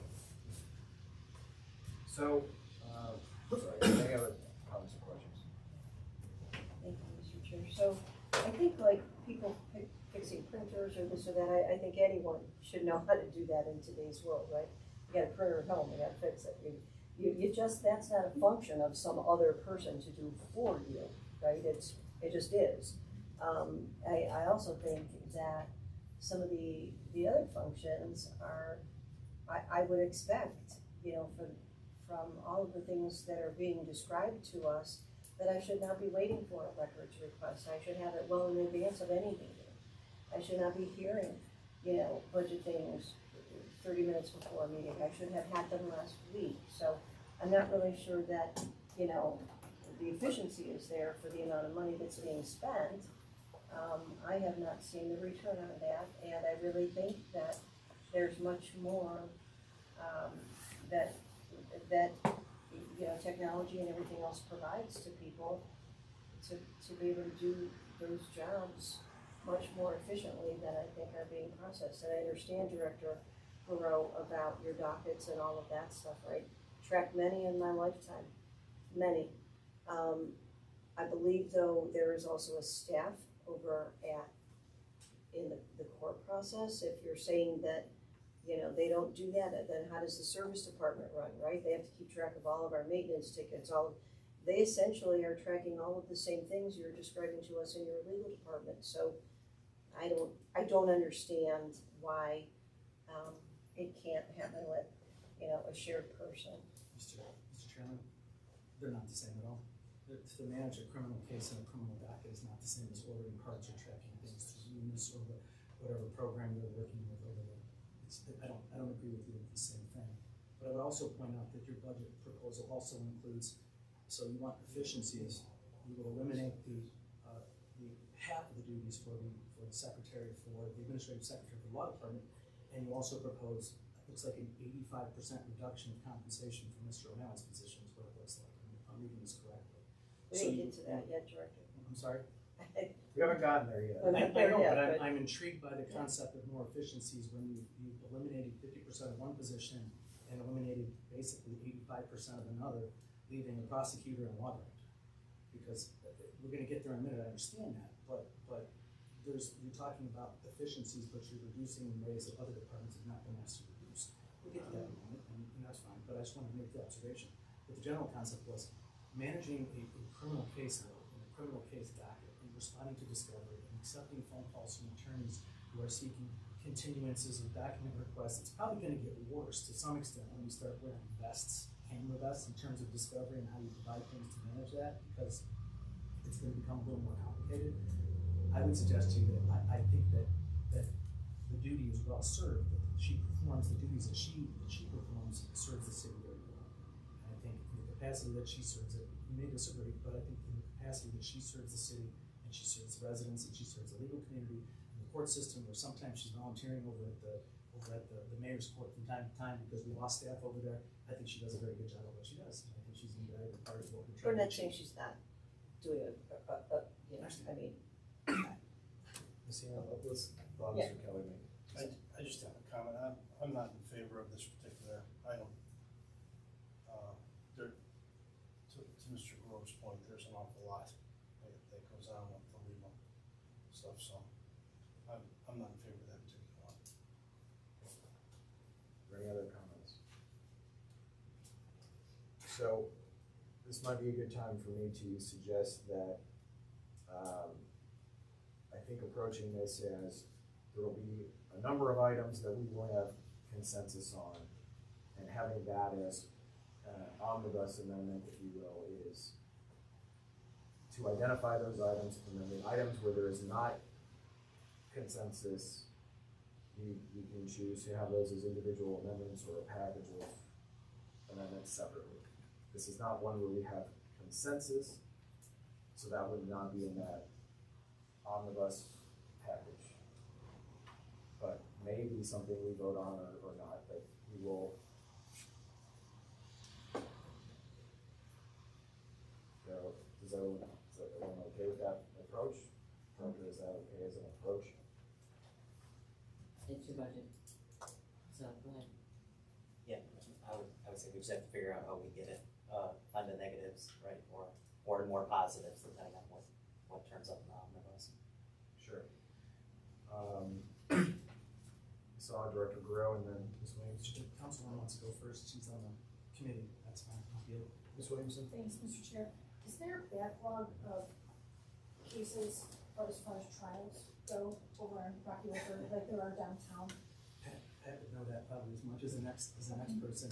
I'm not so sure that there's a backlog of jury trials. I know they've tried to avoid them at all costs. Well, I guess my point is that if cases are backlogged, then discovery would be the same. Maybe things aren't being processed as quickly, so there would be a need for you to have, I guess, that's where I'm trying to figure out. I don't think that there's a backlog of cases. I think on average that yearly the cases that come through are fairly consistent from year to year. The number of cases, if you look at the number of cases where somebody just goes in and waives a ticket versus somebody that contests, I think it's like the law of averages. It just kind of each year kind of comes within a certain range to be about the same number. I think year to date, I can't answer the question as to whether we've seen. I think the mayor's court was down a little bit, but in terms of what's happening over at Rocky River, I can't say that there's a backlog. What about cases downtown? Are you saying that involves like that for? Criminal cases, well, Mr. Cordillo is involved. There was about 200 some felonies in 2020. Mr. Cordillo, who's not part of this part of it, but to answer your question, obviously he plays a vital role in determining, they consult with him on a regular basis. The detective bureau do and the police department in terms of trying to establish cases that go downtown. I don't do criminal dockets downtown, so I'm not sure exactly how they're working downtown. Does that go through your office? The felony work? Yes. It goes to the law department. It does. Okay, so that your assistant would be processing the discovery that for the felony complaints that are going down. Because those go to the county prosecutor. So once they leave once they get the true bill, they disappear off our docket. But in terms of evaluating and discussing, it works with me too on it, to discuss the particular cases and whether or not to proceed. That's kind of a dialogue that happens with myself, mostly Michael, like one eye from time to time, but mostly Michael Cordillo being the detective. And then once it leaves, nobody really does felony issues in my room, which is downtown, so we don't really have many of those anymore. I think we have any of those. Keeping the lid on the felonies lately. I thought, were they not keeping the lid on No, the felonies? no, we haven't had those. I mean, if they get dropped to misdemeanors, if they wanna keep it down here, yes, but. Okay, all right, thank you. So that's a good thing. All right, thank you. I have a question. Sorry, Ms. Heeman? thank you. You know, Law Director, I had tried, probably about 5 years ago, to get a weekly, like, docket report for myself, so I, because you're saying now that to Ms. Williamson that, that you don't have the hard numbers, that sort of thing. So I had tried to track some of that information myself to see, you know, what's our docket over at Mayor's Court, what's our other dockets, and I actually got them only 2 or 3 times and then was denied the information, which was interesting because it's really all out there as public record. So we don't have a good handle on all of the volume or not, right? So I think that, you know, we would need to see that to really understand that, because at its face, it seems, you know, pretty straightforward. But if you're telling us it's not, then I think that we would need, perhaps as Mr. Glassburn suggested, like a bifurcation of an item like this, pending that, you know, you'd have more information for us and give us better direction on that. I mean, we get the docket runs, obviously, you know, Well, docket yeah. reports that show what is set for the days that we're in court, so that's not really a difficult thing to do. Well, I mean, it wasn't that I wanted to track the case, right? I wasn't so interested in what happened to the traffic ticket, so much as I was interested in how many and the volume. But we don't get those kinds of reports from the department, so we don't know. On a weekly or monthly basis, you're correct. I annually recall each spring, I usually give a report of the number of cases that we've That's handled. not helping us, you know, right now to figure it out. Thanks. Okay, I think everyone has made their points regarding the pros and cons of number 7. Number 8, council members have expressed for a few years now a desire to have the ability to independently research or draft legislation in situations where they feel it's appropriate. My suggestion or intention would be that the president of the council would be responsible for administering this. I don't foresee this being the full-time drafting of our legislation on a regular basis, but there are situations where council has divergent interests from either the administration or the law department itself, and since this is an area where, quite frankly, I think we need to enable ourselves to do this more freely. So that's the genesis of this. I don't believe that 20,000 is the magic number.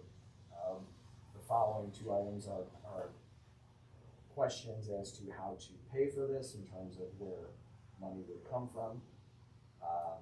The approach that I have listed here as 9A is simply just taking it from a different pot in effect in the law department. Ms. Heeman has a different approach of, don't really know how to articulate. Yeah, I don't really either, but I'll give it a go if you want me to. Please do. So in looking at the big picture, right, that we're saying we need somebody more directly at times to help us as a council, right? Because there have been times where the argument is, well, I represent the administration. Okay, well then who helps us? I mean, where do we go with that, right? And so looking at if there was a cut, you know, to one area, perhaps the absorption of that could be to come, you know, into the council budget so that there isn't, you know, a true cut, if you will. And that assistant law director position could be more of our sort of person to help us with legislation and certain other things that we require. Records requests and things. Sometimes they get dicey. And I get it. I totally see the validity of, you know, we're not always the client, but we still have needs to be a client.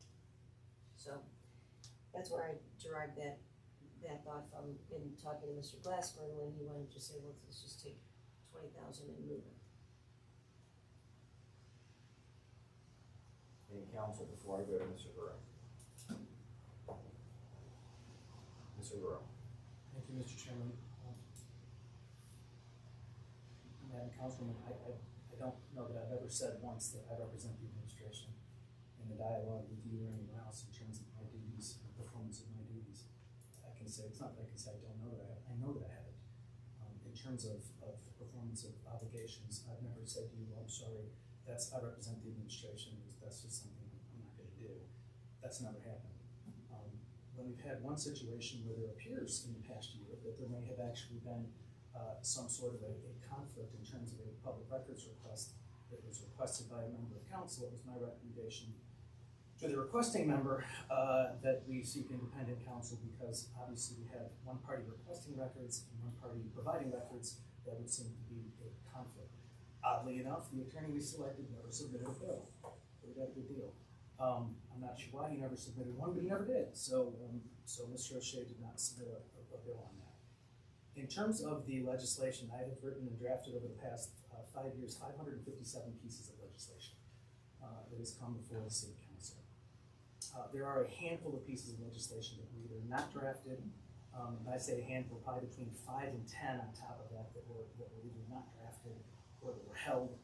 There's one, I can tell you, there's a couple of them over the course of that period of time that were held and they're not acted on. The reasons are varied for why they were not acted upon, but I can tell you it's a handful. So in terms of the 557 pieces of legislation, I would wager a guess that most of those are drafted by me, not drafted by Mr. Rinaldi. Mr. Rinaldi picks up here and there, but for the most part, they're drafted by myself. I come in on Thursdays and Fridays to try to get them into the deadline.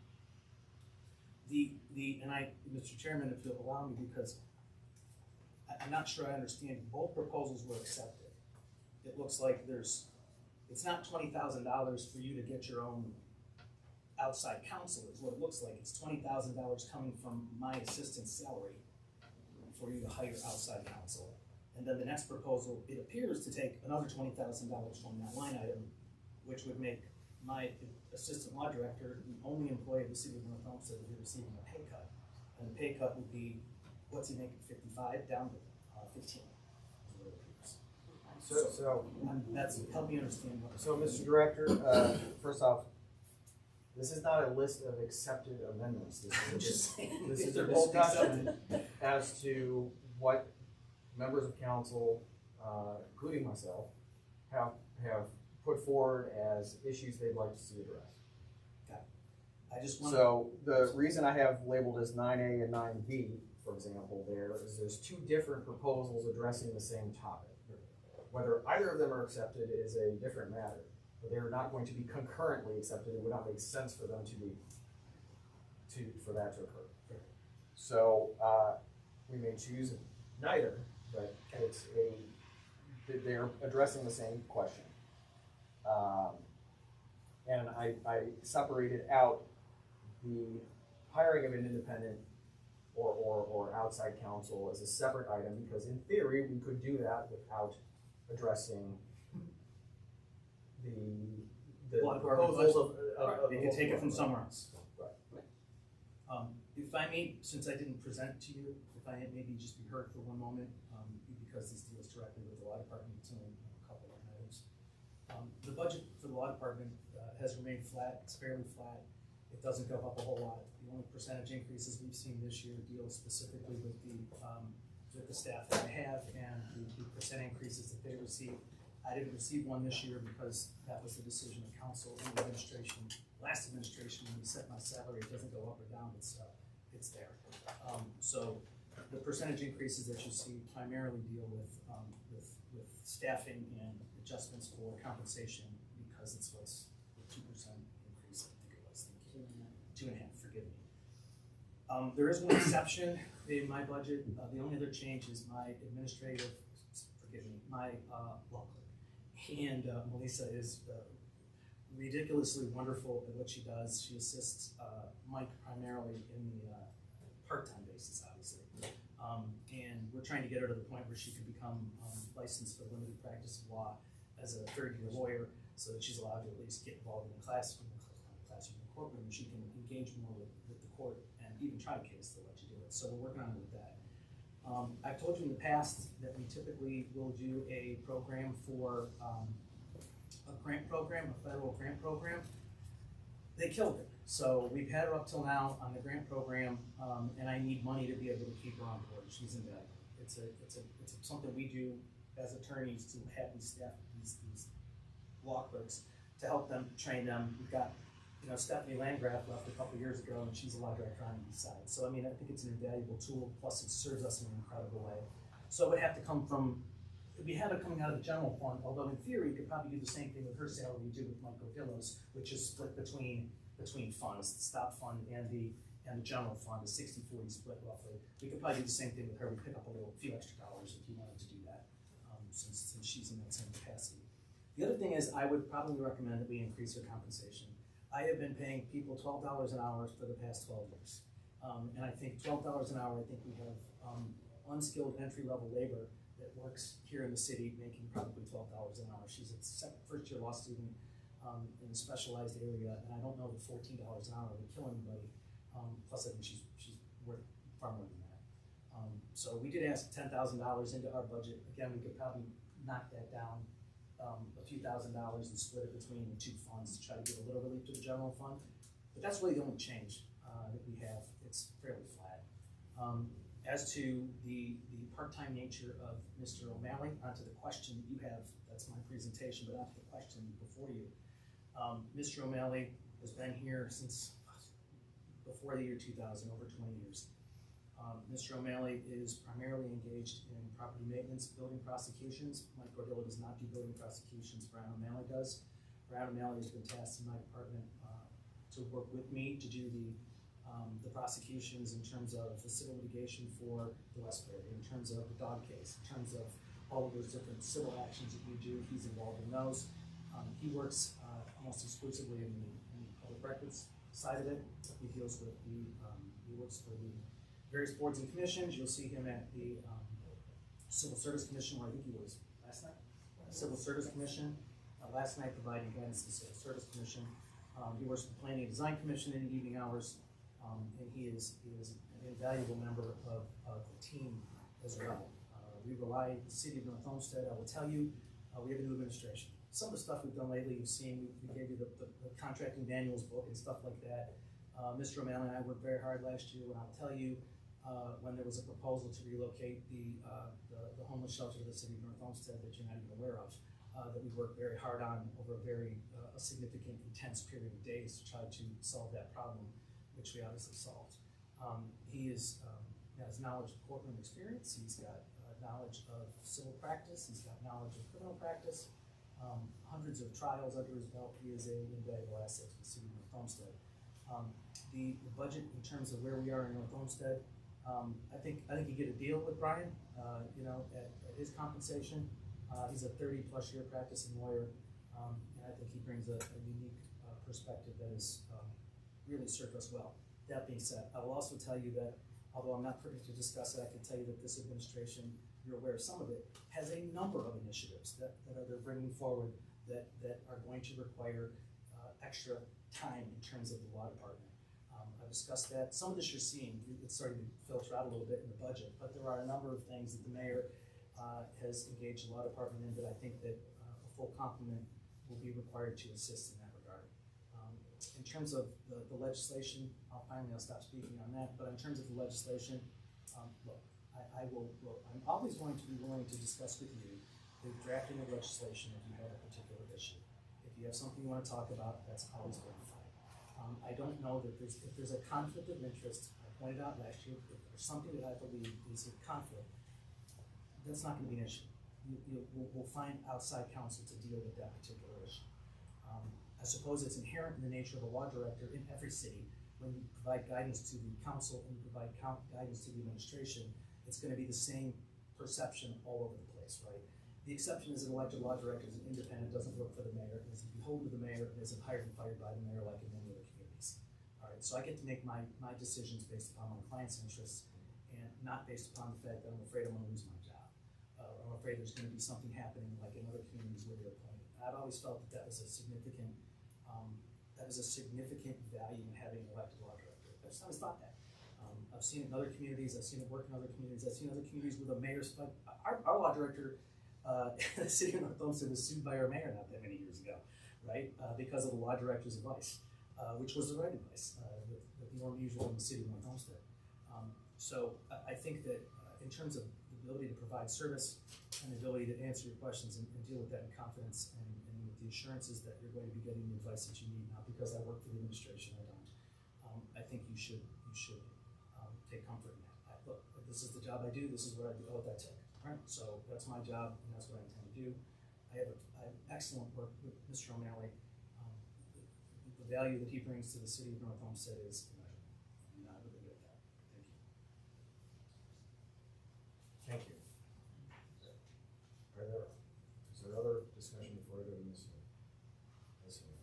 Thank you, Mr. Chair. Director Crowe, can you tell me, there was a time that, and I don't know, because I certainly wasn't, on council then, but there was a full-time law director, was there a full-time law director? There was a full-time law director and a full-time, Brian O'Malley was a full-time position, and Mr. DeBelco was part-time, but this was his only job. So he was here 40 hours a week, even though it was a part-time position, because he didn't have an outside practice. So it kind of part-time, but became a quasi-full-time job. At that point, before I was elected, I introduced legislation to reduce the compensation to a true part-time, not a $90,000 a year part-time position, but to drop it down to 50s or low 50s when I took over, to make it a true part-time position. I did the same thing with Mr. O'Malley's position. So both were made true part-time positions and compensated accordingly. We did have one. It's a long answer to a short question. We had a part-time law director and a part-time assistant director of law. They both were paid in the range of between $70,000 and $90,000. Okay, so in today's value though, we have two part-time people and those salaries are. They're in the 50s. Well, mine's 67,000. It started out at 54, I think, 54.9, 12 years ago. So, been practicing law for 25 years. I'm just trying to, there was a time that it was a full-time job, then it switched, and so I didn't really know the history of all of that. No, I understand. Thank you. Is there anything further on this item before we continue? I'm sorry, I couldn't hear you. I asked if there was anything further before we continue to move on. Sorry, it's difficult. Okay. Hopefully this is more brief. On 10, it's my understanding that Microsoft Azure does not even happen this year. I'd say we don't. It's it, Mr. Chairman. We don't need it this year. We can't Okay. pay for it. And our IT budget will not be permanently savaged if this 25,000 is not in it long term. Okay, great. 11. So this is not a monetary item with a specific ask. There might be an ask at a later point, and maybe that is part of the ARPA discussion next year or some other means.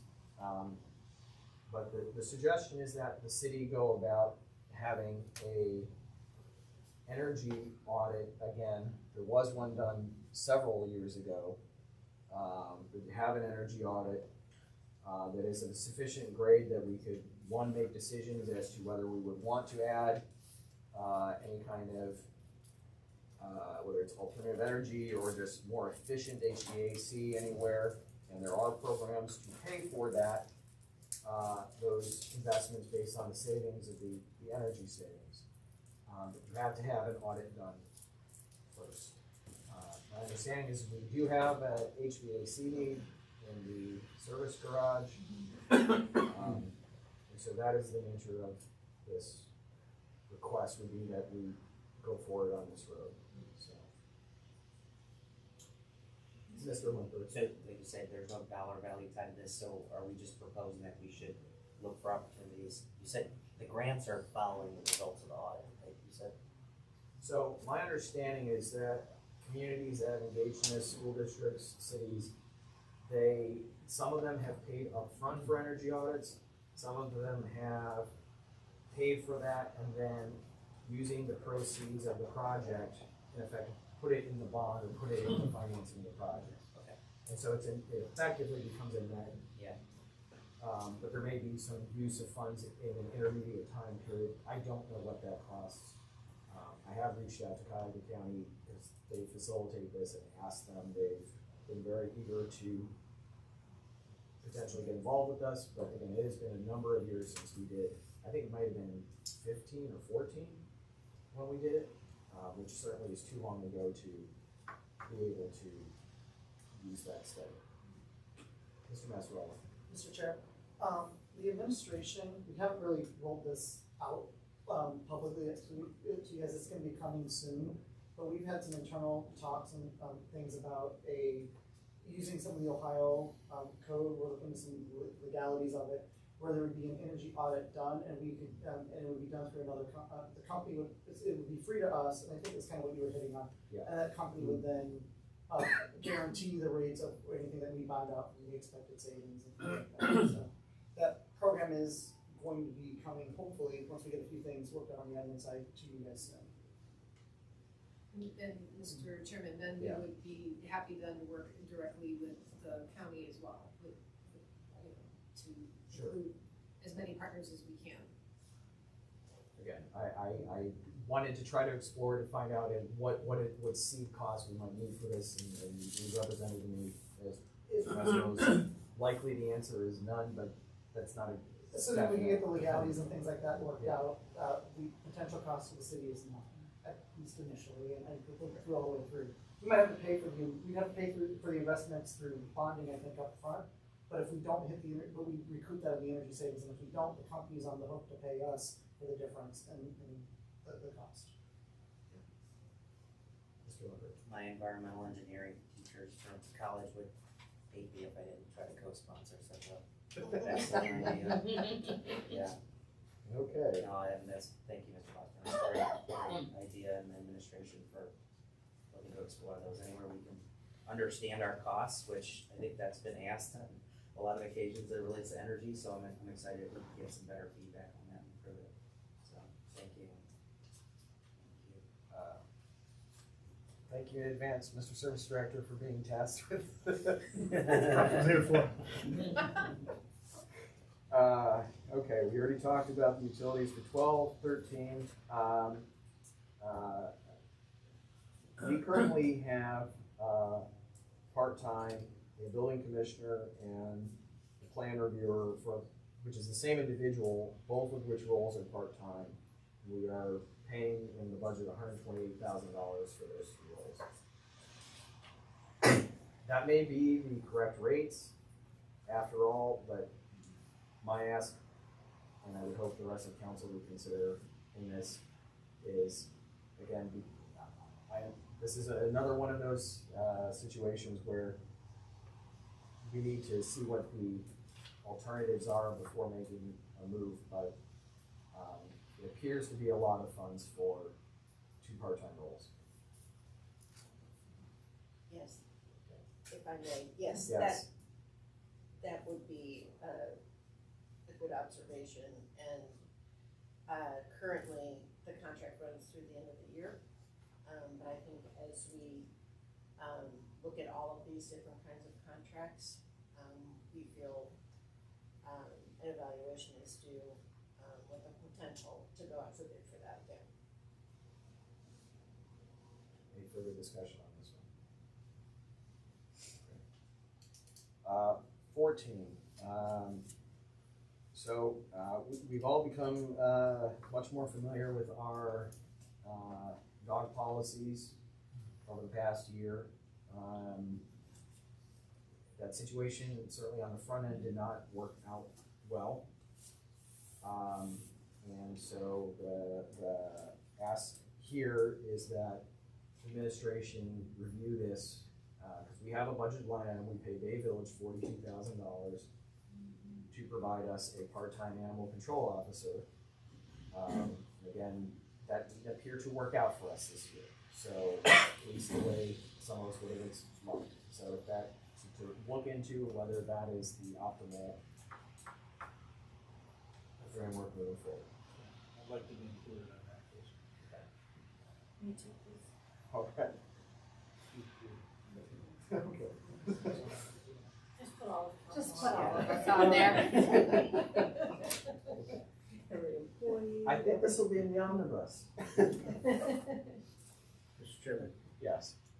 Mr. Chairman, to your council's point on this, this is one of the things that I have tasked our service director to start to review, and then we will bring council our findings. And so we're committed to that as well. Mr. Scott. Thank you, Mr. Chair. Mayor, is it the intent of the administration to possibly bring that back to in-house here instead of having?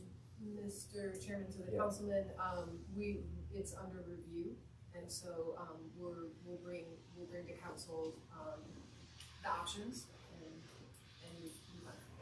Thank you. Okay, that brings us back to the administrative amendments, and ARPA items. Before we move to, we already covered administrative before, we just briefly touch on the ARPA items. I wanna give an opportunity of, I got, after the printing of this document, I got some discussion about, we have another police department retirement that was unexpected. And just a brief discussion of, do we need to create another, do we need to increase the number, another position higher to allow the administration to hire enough people to keep up with this? Even if it's on a temporary basis. If I may, Director. Mr. Chairman, this retirement was part of kind of an anticipated look out, coming. It just came a little earlier than we thought it would come this year. So I think that that's been accounted for in the police chief's projection. But again, if we could add, if we could add an extra one and be able to fill them, that would be very helpful. It's a dual challenge, for us right now. But I do believe that this retirement was part of his projection through the year. Ms. Williamson. Thank you. Director, I think there's still a lot of officers that they're anticipating retiring, and they have no idea who's going to drop that resignation letter, so I know that while the chief can anticipate, I don't know if this new one was expected right now. Not right now. What I got from the chief is that it came earlier than originally anticipated, so. I don't know if this is. Yes, others, even though he has a general feeling of who is eligible to retire over the course of the year, they could come at any time, or there could be someone that we aren't planning on. So it's a challenge.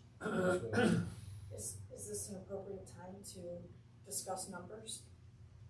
I mean, that's what I'm, Okay. that's how I'm framing this is the relationship of this question to the budget being, do we need to budget for potentially one additional position on a temporary or permanent basis to allow for enough hiring to keep up with what's going on retirements? So I think inflate or bloat the numbers until we can come up with a more permanent solution. You could do that. You could set aside some amount of funds so that could pay for the overlap of if you have temporarily one or extra two people and realize that they may, if you're doing this to supplement it to make sure that you stay closer to the full capacity all the time, that doesn't mean you have to permanently be two over, but you may need some money to at times be one or two over.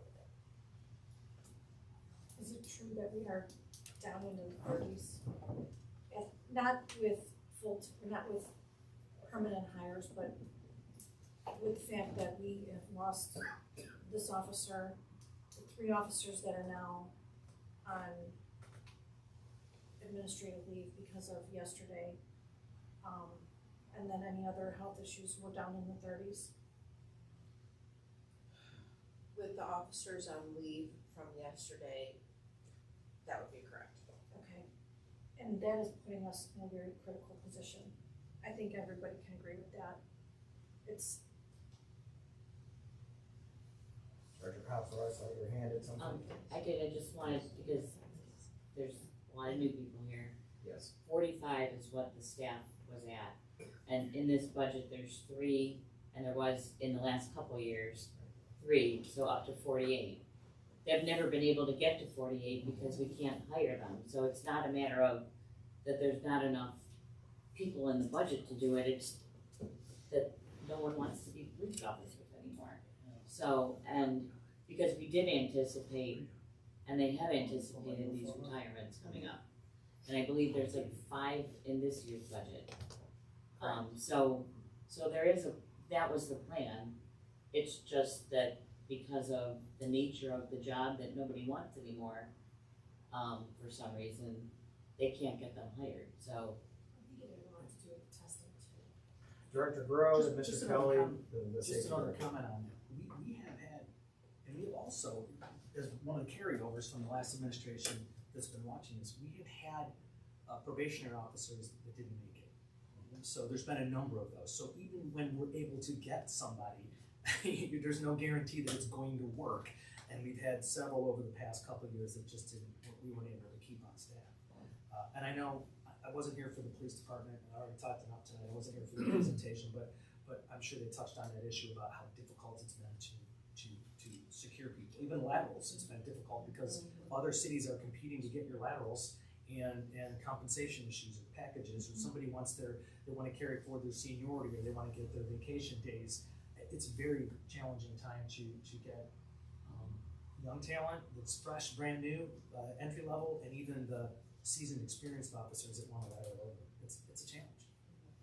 I know we're trying, but it's a challenge. Mr. Kelly.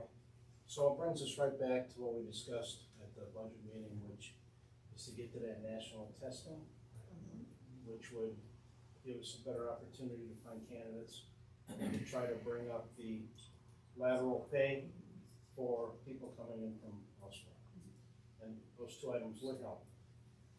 And if I may, Just go for that it. was, the national testing network option was discussed at the Civil Service Commission meeting last evening, and they did approve that move.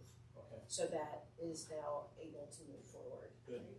One other change that was accepted by the commission is raising that age from 35 to 40 for both police and fire.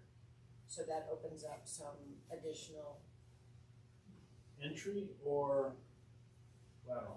lateral. Scared me there for a minute. We might get there eventually, though. Who Yeah. knows? Yeah. They can't find. We keep raising the age limit, and we can't get people. 65. Chuck it, just try Councilman, we're not putting you back on the road. Okay. So again, I want to try to bring this back to a budgetary amendment, if that's even appropriate. Which is, let's say for sake of argument that this national testing provider allows us to hire up to, I don't know, how many vacancies do we have now? 5? 5. Allowed us to hire up to, say, for sake of argument, 7. And that would put us at 50 instead of 48 on a temporary basis, but we know in this calendar year, additional officers will retire and we will go back down to 48 at some point. Is that a way to approach this in terms of budgeting for a portion of the year, entry-level officers, 1 or 2 additional to address this, to allow the department to hire as many people as are expected to retire, in addition to the vacancies we have? I hope I'm making sense. Mr. Chair, This way, it's we need to also take into account that if they're not laterals, if they're new, they're gonna be nine months to a year before they get out on the road. So they come in and they're not working on the road yet. So we, help me craft the amendment here that you're asking for. No, your amendment is fine. It's just that you're not gonna see an immediate Right. help if all of them have to be sent to the academy and all of them have to go through field training, right? And then by the time that now if they're hired and they already have the academy, then you just have field training and then they're on the road quicker. Sure. Yeah. But yes, you're on the right path here. Yes. Mr. Scarrow. Thank you, Mr. Chair. I believe Councilwoman Williamson's correct. When the chief was here for the budget, he said it's a good 12 months before where we're gonna get anybody on the road if they're just coming in, like, at the academy, so. I mean, hopefully, we can get a couple in and get them going, so at least 12 months you'll have two. If I may, there, currently in the budget, there are 46 sworn officer positions, including command staff. Except for the chief. 48. If you include the chief and the And the deputy. chief, yeah. Okay. But for all intents and purposes, would we be able to just not count them because they're not It's not, patrol? it's not, There's sworn officers. I mean, they're sworn officers, but they're not, in what we're looking at, or what we're discussing is people on the road. That's where we need, we don't need people sitting in an office, we need them on the road. So we're talking Sure, about breaking but- that down. but what we're narrow, dare I say narrowly discussing, what we're narrowly discussing tonight is we need to increase the appropriation in the police department to facilitate this, and if so, how much, what, under what circumstances, and where does that money come from? So, that's what I'm trying to get to, is a change in the numbers that appear in the budget book that facilitates what you're asking for, if those numbers need to change. Yeah, the Director. 48 positions, including the chief and captain, are budgeted for. We just need to get them filled. We need to fill them. So they're there. Right, but what I understood Councilwoman Williamson to be proposing is to hire up to 49 or 50 on a temporary basis, knowing that more people will retire, so that there may be an intermediate period in which there are 49 or 50 on the roster until those retirements occur. She is suggesting getting those people in place. She's trying to find a way to close the gap, right? Right. So Within time. But that- right, but If I may, Director, and then this, we could do that, but there's also a chance that a couple of these officers decide not to retire this year, and then you still have these temporary officers. sure, but at the moment we have Right. But at the moment, we have budgeted for the 48 officers we have at the rates that they cost. So that the delta, if we have hired a 49th or a 50th person, the delta's gonna be their cost. And so it's what money would we have if we had to pay two people at the same time. sure. Yes. And based on what you're saying, and, you're not gonna fill even to the 48 tomorrow, right? It's gonna take months to do that. So now you're already 4, 5, 6 months down the road before you even hit that extra person of cap.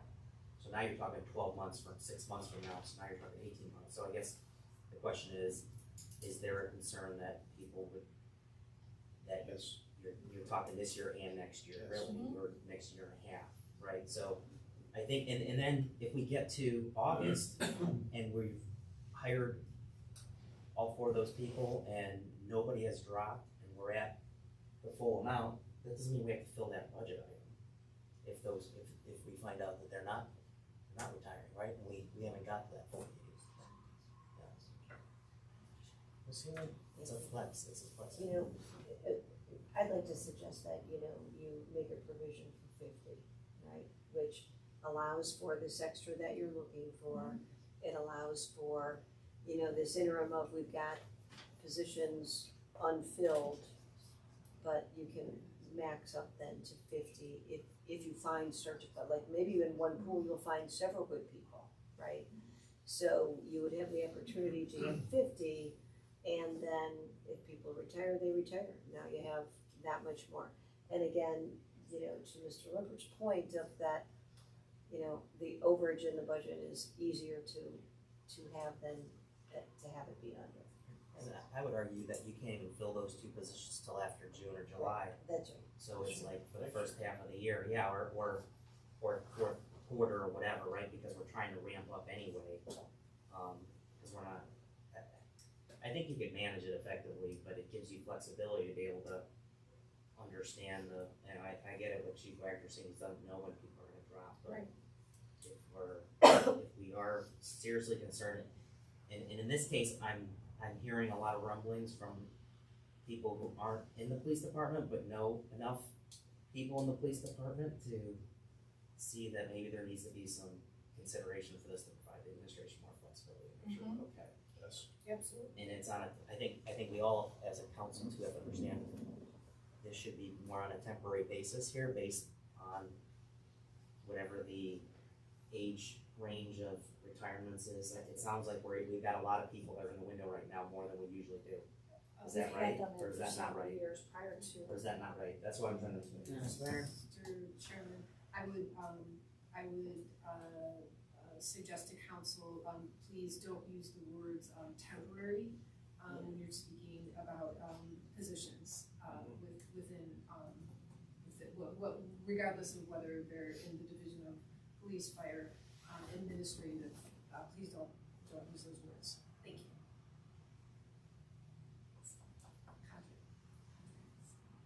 Okay, well, Thank you. let me rephrase that then. But we're really talking about a max number, right? So. Well, I think we're also, what we're talking about is if the chief has the ability to extend offers to up to 50 instead of 48 officers, that there could be a period of time in which he's going to exceed the budget we have allocated for the current 48 officers. And so that's not going to be for 100% of the year if our real goal is to be 48, but whether we allocate 30,000 or 50,000, I don't know what the number would be. That could be a reserve fund for when the department happens to be over 48 officers on a temporary basis. What we're saying is that, he won't be able to extend an offer to someone unless we have more availability in his budget for up to 50 officers, or 51, right? And if he finds 4 people he'd like to make an offer to, well, he'll have to come back to us and ask us for more money to go above the employee number, so to speak. So we're just saying, let's just give him the extra. Yes. And what is it you think, so the question to you and the director, as the knowledgeable council people, is it to give him 2 more above? Yes. And say, okay, let's say 50, you could have 50, and if you need more, let us know, but now you've got a cushion, a bump to, if you find 5 good people, hire them, Yes. right? Is that the idea? Yes. Okay. Yep, so 50, Yes. and the salary number or the budget number is? Director? It's about $100,000 annually with wages and benefits, and recognize, that there's legislation before, at the Ohio State level to increase pension costs dramatically for the police as well. So as of right now, it's 19.5%, but it will be going up, so right now it's 100,000. That's all I just wanted to, and that's annually. I'm sorry, teaching this is when you're saying 100,000, you mean an entry-level officer, a average lateral I'm saying transfer? wages and benefits and pension costs. Right, but a entry-level officer will cost X, and a 25-year officer is gonna cost 2X. So when you say 100, is that is the total cost of a entry-level officer, salary and benefits? I believe right now, I think they're looking at changing it, but right now, the lateral transfers do have to go to the first level of the union contract, so even a lateral at that point would cost that. Okay. Just what I'm saying. So is that statement to try to deter us from doing this, or? No, I'm just Because making a I'm statement not putting a because price on safety, that there's no price for our residents. when you asked me for a cost, I wanted to make Okay. sure you understood the ongoing cost I get that is that, before the budget. but we also have our residents that we need to be concerned about. In fairness, Councilman, I asked for, because I'm trying to reduce this to Thank a budget amendment, so that if the answer is in order to facilitate this, we need 100,000 or we need 150,000, whatever the number is, to be able to articulate that as an amendment and for us to analyze how we pay for it and come to a consensus opinion as to whether we go forward. So, Mr. Lambert. Yeah, well, one thing, I do think we should look at this not as a full year cost when we budget for it. Right. Right, we're under anyway, like, this isn't gonna be a mass hiring where all of a sudden we're gonna pick up 8 officers tomorrow. Like, I think we need to budget for it for 6 months or 3 months as part of the budget, because we're not even at next year. Right. And Director. Mr. Chair, the other issue is that you can't, even though we do have those positions in the budget, but the longer they don't get filled, those shifts have to keep coming from overtime. Right.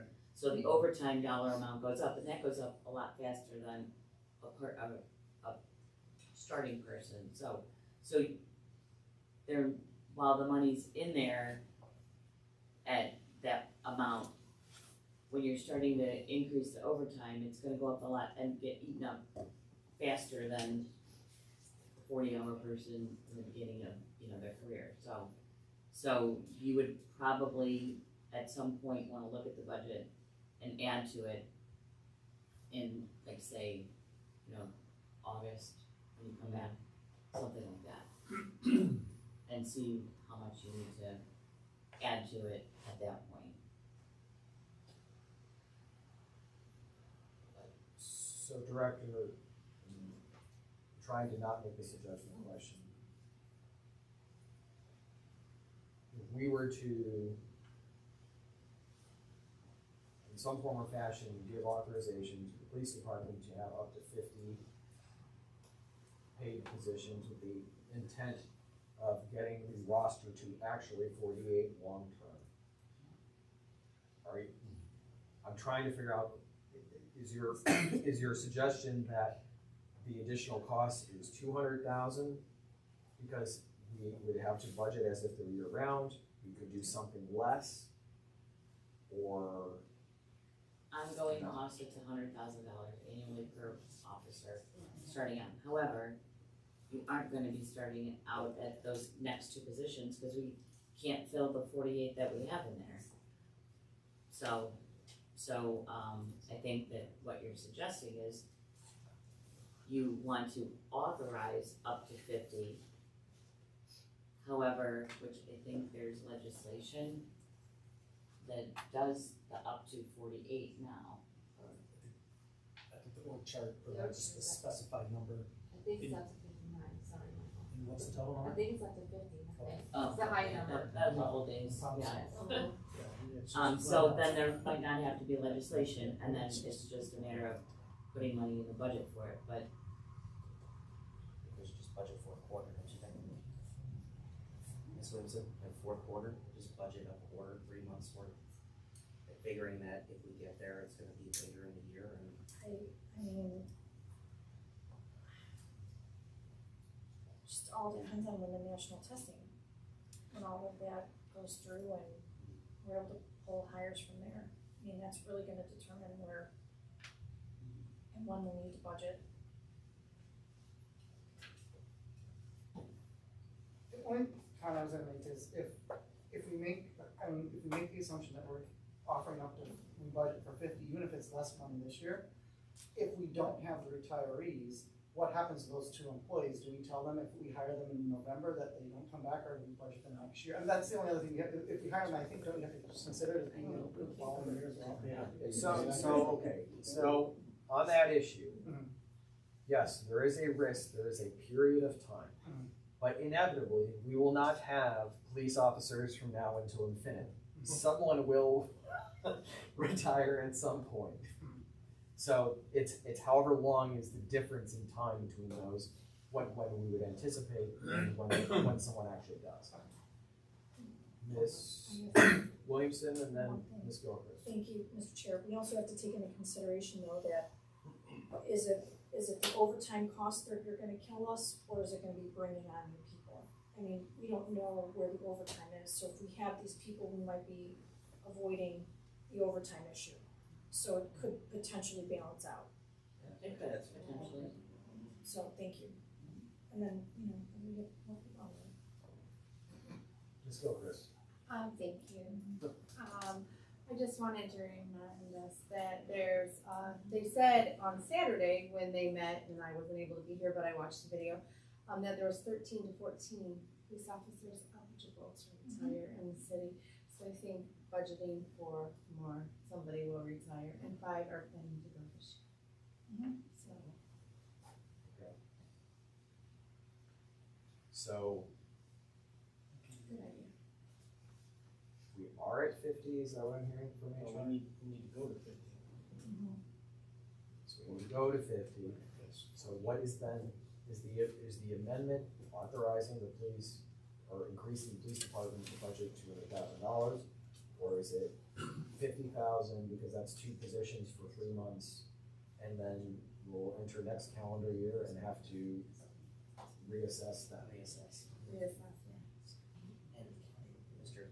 Chair, Yes. I do think there's some more complexity to this, not in our budget, but from a execution and management from the director and chief standpoint to like figure out what those parameters of people in the window and out of the window look like, so we can determine, because all we're doing is trying to enable a tool of flexibility for the director and administration to see this, right? But we have to put some parameters on that, like, well, what's a risk?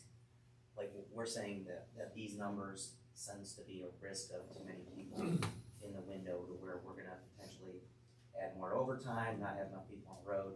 I would expect them to come back to us with some sort of guardrails around that to help us determine when this is no longer temporary, we can remove this requirement, right? Or if it's working so phenomenally and we're saving overtime that we kind of indoctrinated as that, but either way, there needs to be some guardrails of like what our decision points are for when we would stop the program or continue it. If you understand what I'm asking? Yes, if I may, I do understand what you're stating, and I will reach out to the chief tomorrow morning, and try to get some guidance from him as to how he thinks this might play out. Because I think part of his analysis is part of this, giving that there's an opportunity perhaps to go up to 50. I want to give him that chance to evaluate. Yeah, I think there's some in council that are all in favor of 50 full-time potentially, and others that it should be a temporary program, and we see how it goes, but we need parameters around that either way, right? And if it turns out that that's of the benefit for the hall, then we should probably move forward with it that way. But we don't have those things right now, we're just kind of going by some very expert, experienced council members who kind of have insights of the issue we might be facing.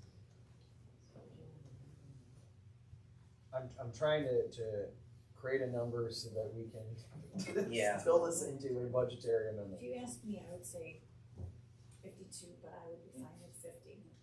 So 50 people and 50,000 for the fourth quarter? Sure. 50,000. Sure. Okay. All right, so I'm gonna mark that on my list as an additional item. The 50 people, 50,000 increase into the police budget. Okay. Want to briefly hit on the ARPA items, mostly in the context of some of these items, if the ARPA funds didn't exist, may have otherwise ended up in the budget, but because they are one-time things, are more aligned to the ARPA. So the first item listed was an item that was brought to me by Councilman Scarl, wanting to do a traffic study of on Canterbury Road. Mr. Scarl, you want to briefly discuss this? Or? Yes, this is ongoing with some residents that are concerned on Canterbury and Sweetbriar. There is a crosswalk there with a beacon to push. When it's pushed, it's 2 yellow lights that go on. There's been numerous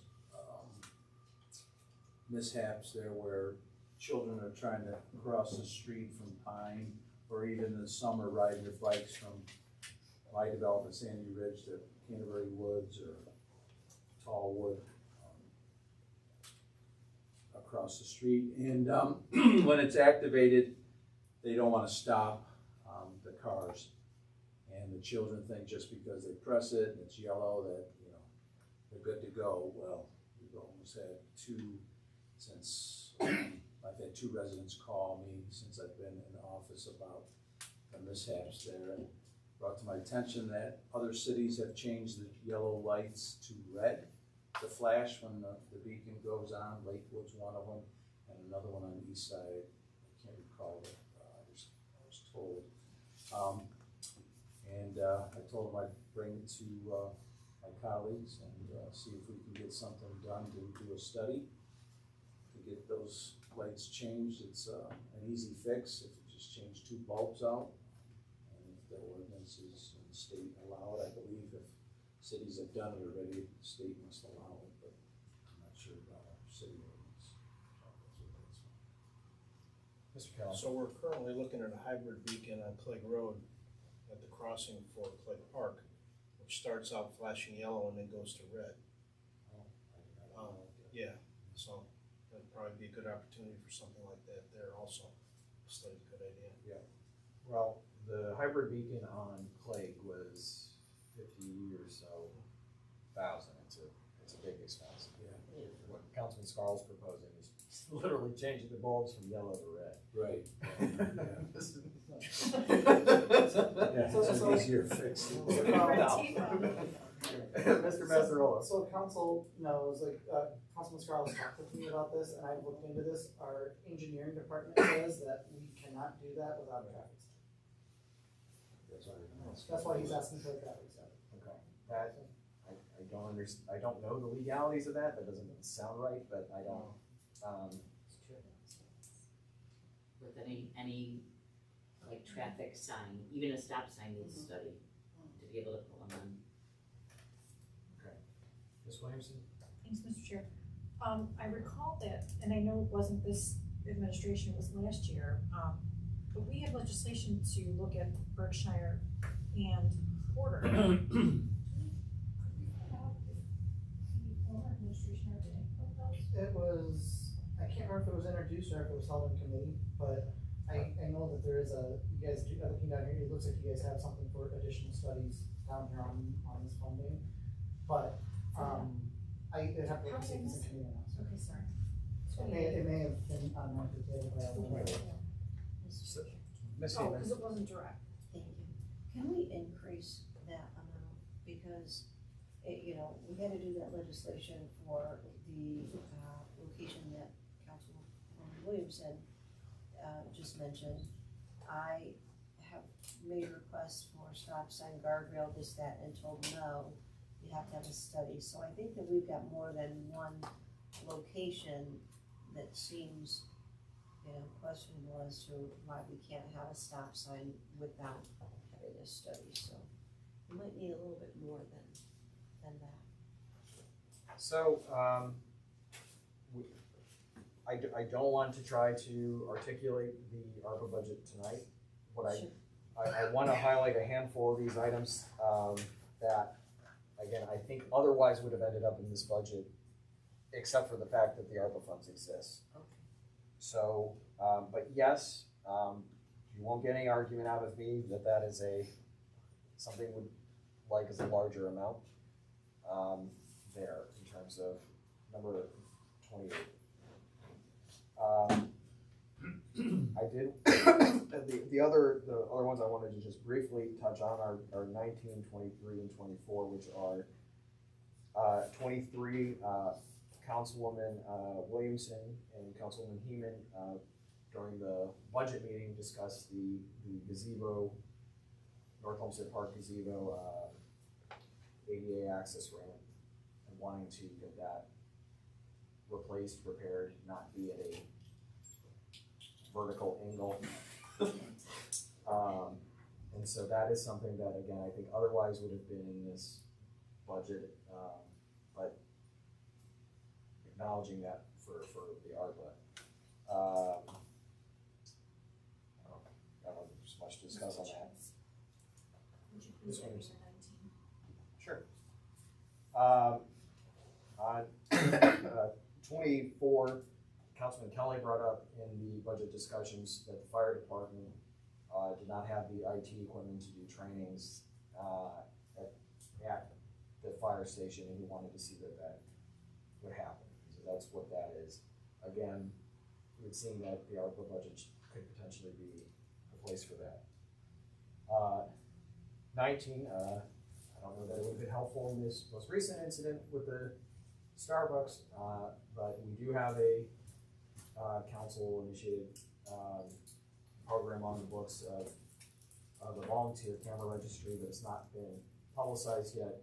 And so putting some funding, whether that be in the form of mailer or otherwise advertising, to make residents aware of that, and to try to recruit more residents and businesses to sign up for that. To be an additional resource of readily known camera locations that our police department can access, whether it's to catch, package theft in residential neighborhoods or commercial vandalism. Mr. Lindbergh? I have a question for the administration. Is there other avenues that we could get this incorporated from a communication standpoint? I know you're bringing communication under your group, Mayor. Is there current, I know we said on our Post-Matic magazine, and then during COVID, I think we were cutting back some of the distribution costs, but is there already something in place that could be added to as opposed to having to add another budget item specifically for that? Mr. Chairman, to the councilman, you mean, as far as doing outreach to our residents to encourage them to, absolutely, I mean, there's ways that we could incorporate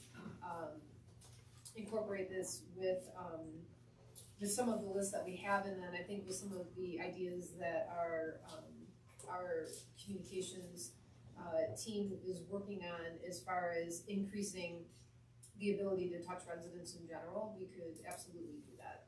That's not a problem at all, and we'd be happy to. So is that already reflected somewhere in the budget, or you have the funding for that, or? That would be, those items that we currently have, for example, the text messaging systems, the newsletter, the e-newsletters that we send out, our website, our social media accounts. I mean, we could absolutely advertise via those avenues right now, and we would not have to increase any line item in a budget to do that. Is that satisfactory, or should we still? We don't need to make a decision on No, yeah, that's that our tonight. budget, sorry, thanks, yep. The suggestion was ARPA, the point is just that Or should have you mentioned that? otherwise would have been here. Other items are larger and are more temporary and whatnot. So, again, I want to bring this back to a recommendation that the Finance Committee can consider this evening. My suggestion for that would be an omnibus, if you will, of the items that we have a consensus on, and any item that is not, that is up to those individuals to find a way to prepare those amendments for consideration on Tuesday, or get those prepared. But the rest of this to be integrated in the actual starting amendment document. You all good with that? Okay. I heard a lack of consensus, if you will, on definitely on 7 and 9. Are there other items that people do not want into the omnibus or want to discuss and not bring in the omnibus? Councilwoman Hayner. I think that, you ought to consider 8 in that category as well, because if the others aren't settled, then how do you really know what that dollar amount could be or is or should be? So I think those will sort of go together. But that's. The total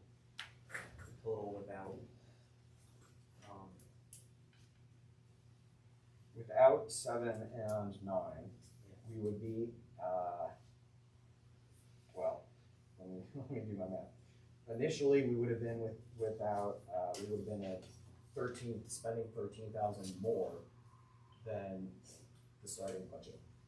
However, we also have an additional, we'll round it up and call it 10,000 regarding the police safety equipment. for the administrative, and then council's addition of the additional shields. And then we have this, additional police item.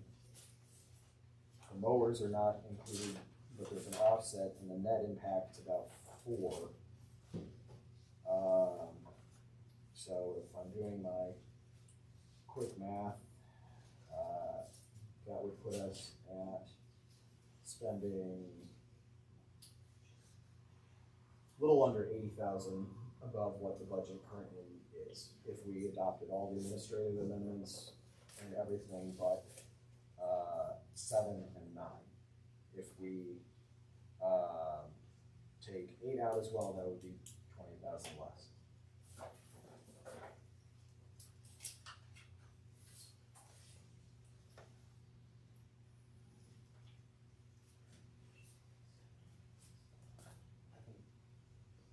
Mr. Chairman, for what it's worth, I can have the, finance directors to reallocate, because I did request additional for funding for my law clerk, which would take that $10,000, would take $6,000 out of the general fund and transfer it over to the stop fund, which gives you another $6,000.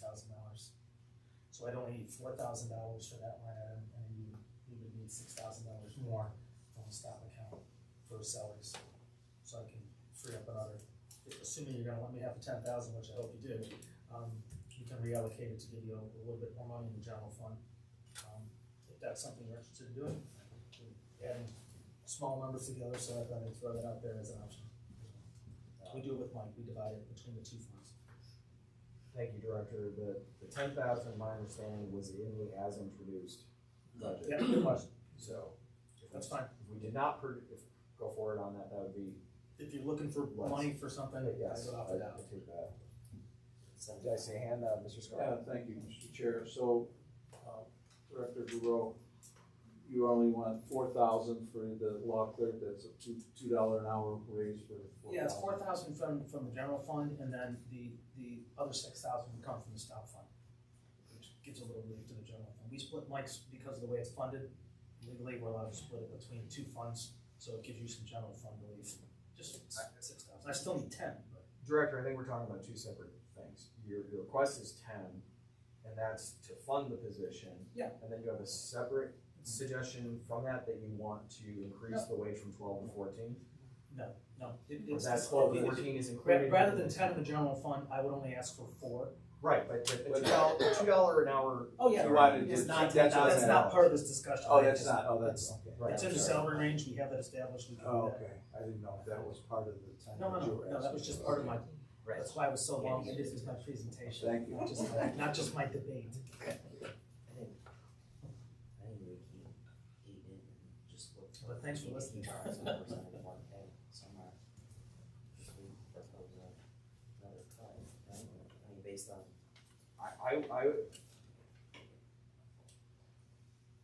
I want to come to a consensus on the consensus items. I would argue for 8 remaining as a consensus item, not 8 being us having a budgeted line for outside counsel. Whether we want to change that amount or not, let's discuss if you wish, but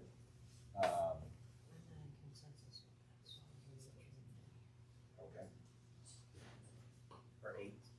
No, I'm not, because you have to find the money from Right. somewhere. We don't have it now, right? So where's it coming from? Well, that's where I think we were approaching a little different, Mr. Glassman and I Not just so now, we don't need to it. say, if these were all things that we'd like to see, we are missing a minus somewhere.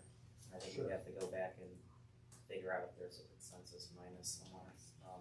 So I guess we could look at that from if you wanna take that out of the omnibus, but still be something that we should investigate, we could look for a 74 or a 54 cut in those 2 options, and people can determine if that other one is something that we want to move forward with. It's not an omnibus, but basically want to consider. We also started with a minor surplus in this budget.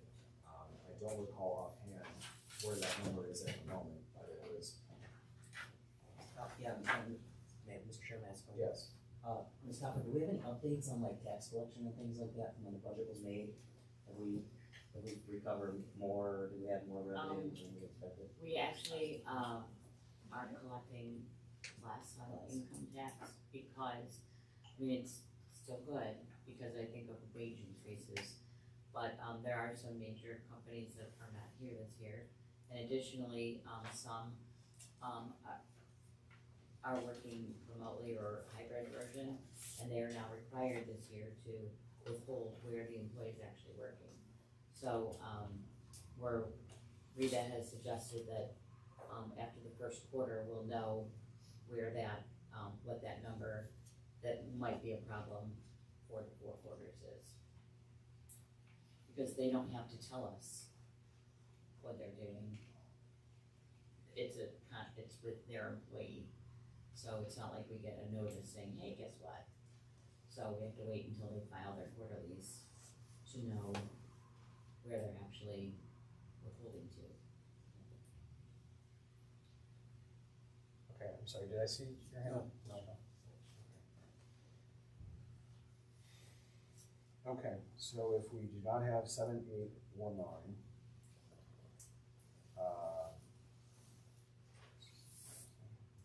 and we have a kind offer from the law director about use of stock funds.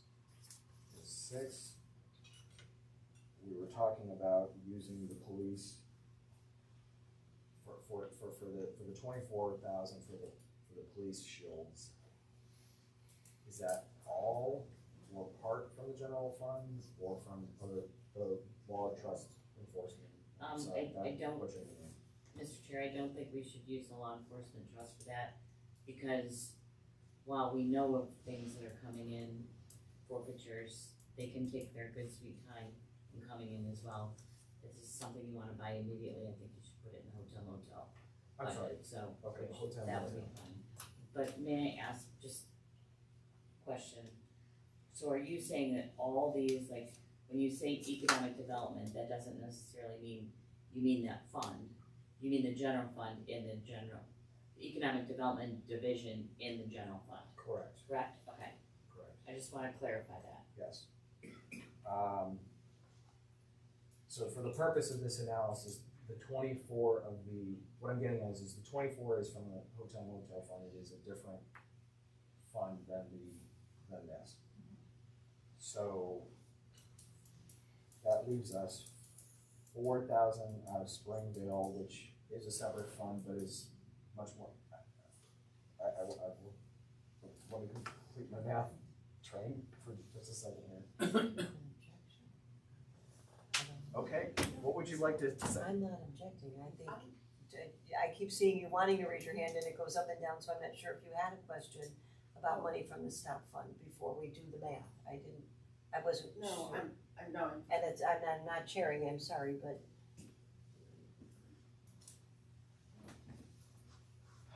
Okay.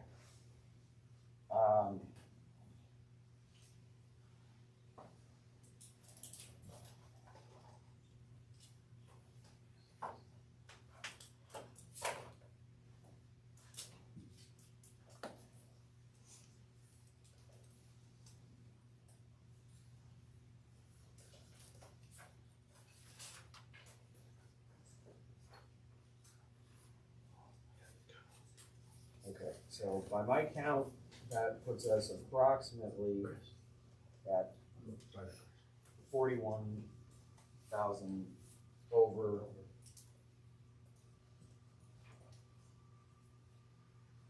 Are there changes to numbers or other changes we would like to do, or do we want to sit at that spot?